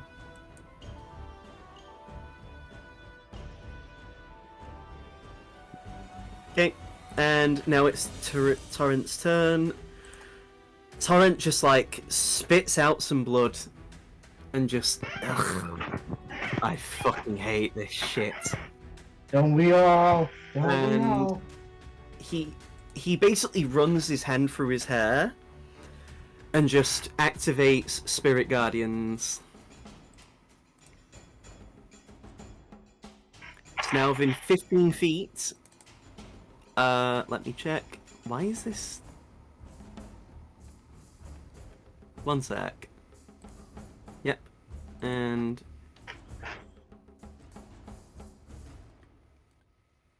so everyone within there takes. It shouldn't be doing that +4. That's a boob. So now every creature that starts its turn always in there must make a Wisdom saving throw. Their speed is halved. And yeah, every time they are in the aura each turn, they take 3d8 radiant damage. Or necrotic if Torrent was evil. Turns out Torrent's actually doing necrotic damage. No, I'm joking. That They must would make- be fun. So 1, 2, and 3. They all fail.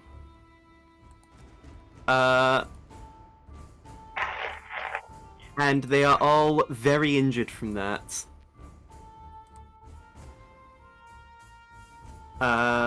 And okay, so Torrent's done that. He then looks over to. I'm just checking actually something. Torrent looks back to you, Dairon, and just says, "How are you doing over there?" You're doing As fine. he gives you a healing word. At level 2.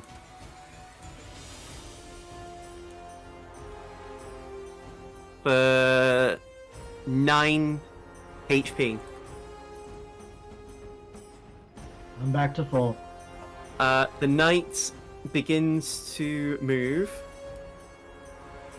And what does he do? An excellent question. What will he do?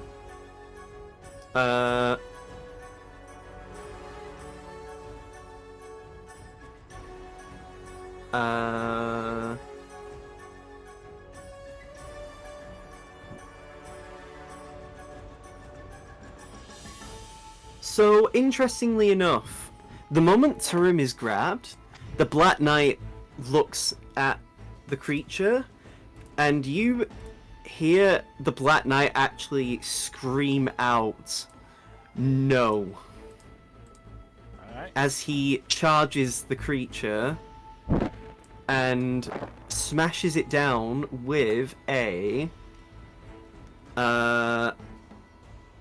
where is it now? with an attack. Oh my god. 1 second. I need to actually... So you can believe this. I'm gonna post it in the Discord chat.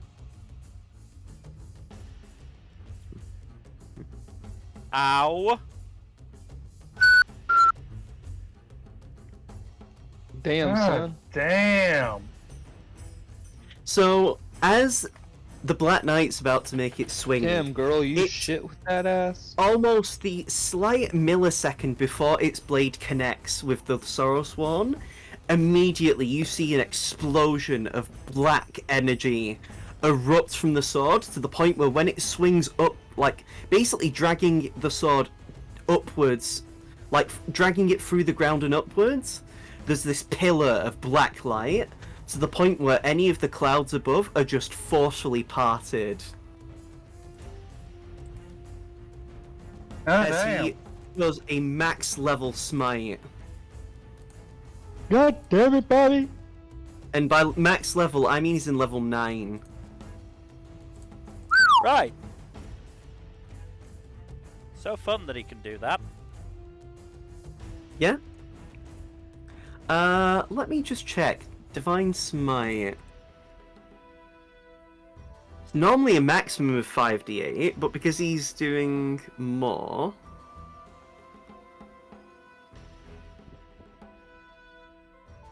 So... It's 2d8 per spell slot. 3, 2... 8, 9. So this should be in theory a level 9 Divine Smite. Which likely does a fuckload of damage. It There's does. nothing left of it. Obliterated. And then the Black Knight, see, how did he move? He moved there, 10 feet, and then can only reach there. Actually, no. The Black Knight actually stands between Turim and the rest of the Sorrowsworn.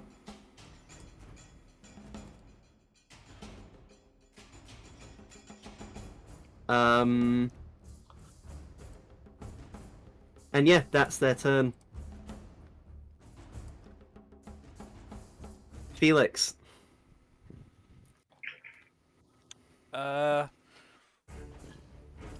Can I hit the one that's grappled with Darren without hitting Darren? No. Any damage you do to the creature will actually hurt the person it's grappling. Right.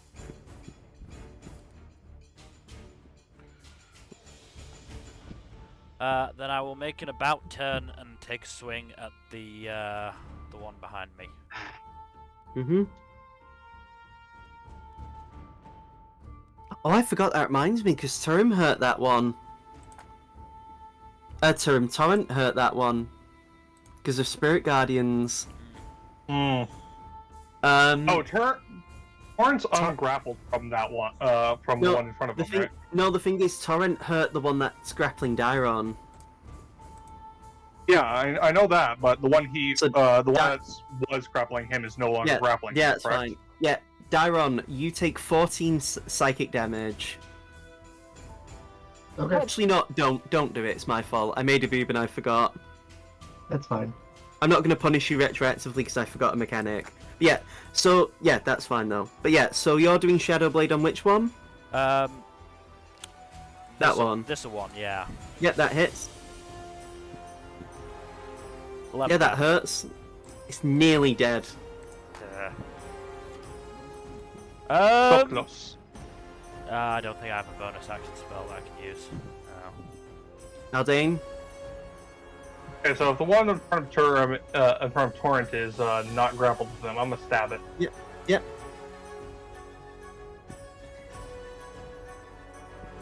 Yep, that hurts. Yep, that hits. It's nearly dead as well. One more time. Yep, that hurts. And it's dead. Woohoo! Are you doing anything else? Yes, I will move over here to allow for flanking. I'm Once, surprised you didn't move there earlier to do flank. Well, I feel like to change that, but Yep. Tarim, you notice actually as Tarim's covering their face with their hand, they, basically, what are they gonna do?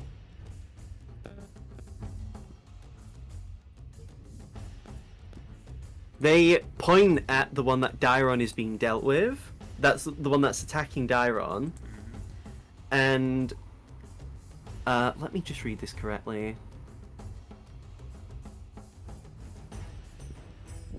So now the creature must make. Now the Sorrow Spawn must make a Constitution save, and Tarim is goated. With the sauce.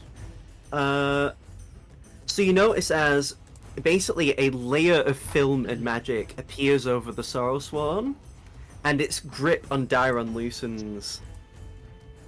It is now considered incapacitated. Which to me would imply it's not grappling Dairon anymore. Which means you can all hit that with impunity. Wonderful. all on the floor, smack that. Seamus, what are you doing now? So which the one that they've overwhelmed is on the floor, so I think I'll just slide over this way and hit this motherfucker with a little bit of a blast. Slide to the left, slide Okay. to the right. Crisscross! Oh, that missed. Crisscross! Crisscross! Now, That one hit. That, if you'd have added that disadvantage, that would have been so fucking funny. Um, Yep, 9 damage. That was exactly what it needed. Hey! Oh, nice. Dairon, you are now no longer Pretty good. grappled. You can now retaliate. Darwin just doesn't say anything and just really aims with isolation and slams down. It's not prone, it's just stuck in place, but you still get a Yeah. crit. You still get a critical hit though because of this. So roll 4 more d6. I'll do that, yeah. Wow, that's a lot of ones. But in the end, it is dead.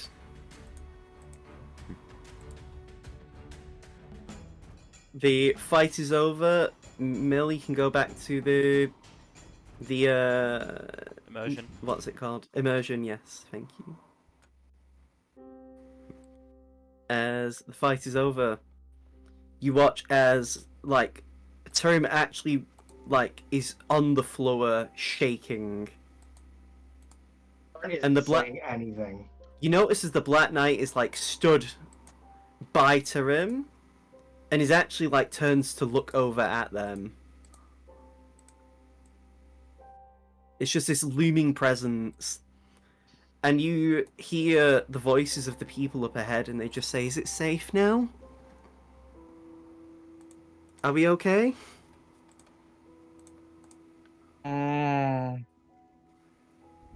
Should be. We'll see what the big guy wants to do. You see, like, Torrent actually just pushes through you guys. He's actually shoving you as he turns off Spirit Guardians, because he's checking on him. Like, he's like, "Sorry, but I need to check on him," and he dashes over.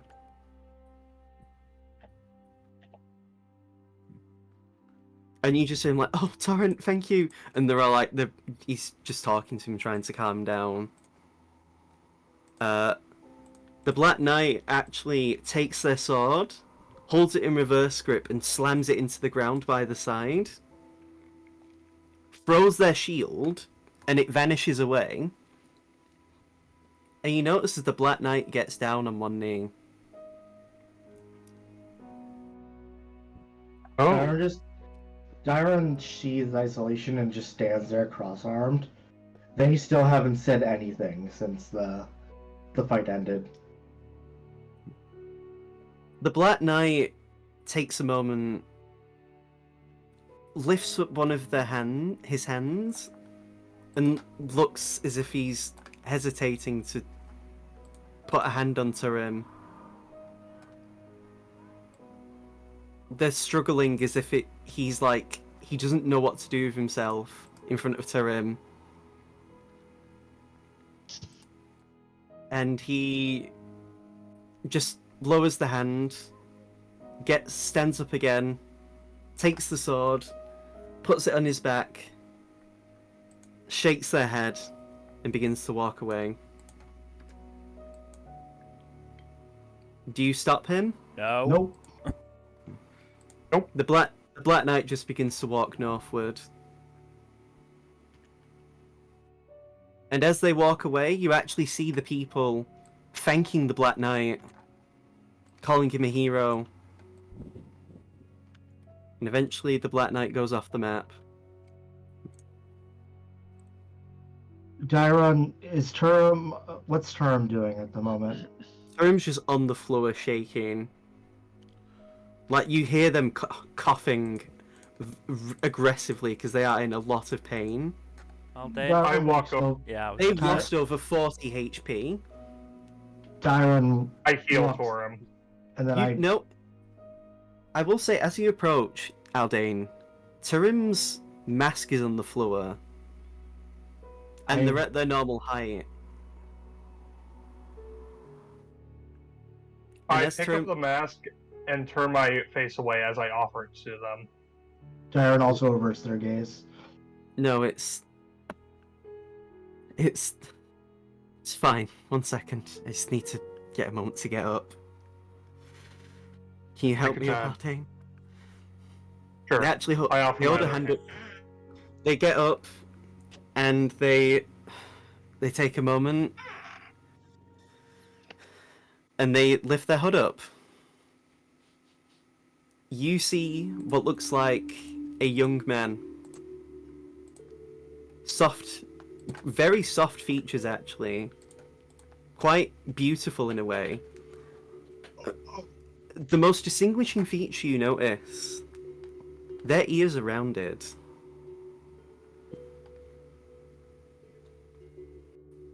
Dairon doesn't say anything about it.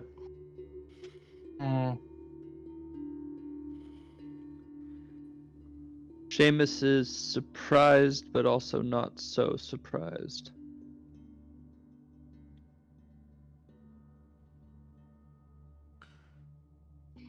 Yes. I am a human. You're also Turum. That And that's more man, important. they point to the north, was my dad.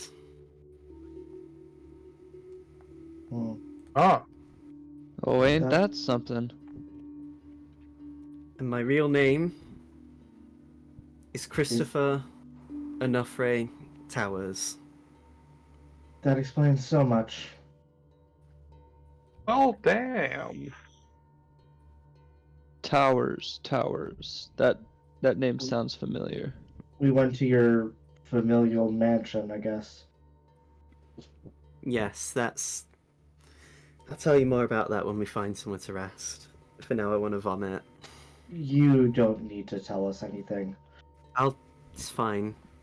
And they put the mask on, but they don't change their appearance. Kato, can you just put that name in the chat so I can write it down? It's in my DMs with you, actually. Oh, is that the one? Okay, yeah, cool. Yeah, I don't- was checking which DMs I said it in, but yeah. While this is happening, I guess, after that moment, Dairon just nods at Turum and then starts walking back to the camp. They begin walking back as well. Torrent starts taking them along as well and brings them over. Felix is keeping a particularly close eye on Darren. Guys, I'm gonna stay with them. We'll get to the camp, but I'm gonna stay behind and look after him. You can go on ahead. I need to get transport for these guys. That's okay. Yeah, he basically takes them along, and I'm going to bring you guys back to the world map.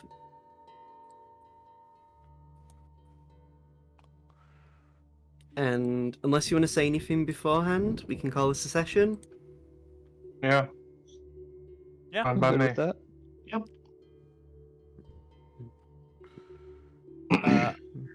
Okay. Thank you to anybody watching this on YouTube. Please. Oh, I feel dirty saying this, but please like. Smash that like button, hit that subscribe, make sure to ding the bell so you can be notified every time we post a video. Especially the ones I'm in. Only watch those. You're Thank gonna you for have saying to. for me, Kaido. Also, please do give us a follow on Twitch, which should be in the description, and Twitter at Storytime_net. And otherwise, enjoy the rest of your Sunday, or whatever day this goes up. I'm not sure if it'll go up on a Sunday. It'll go up on a day. One By the of way? the days of all time. Yeah. Either way, Yep. goodbye. Later.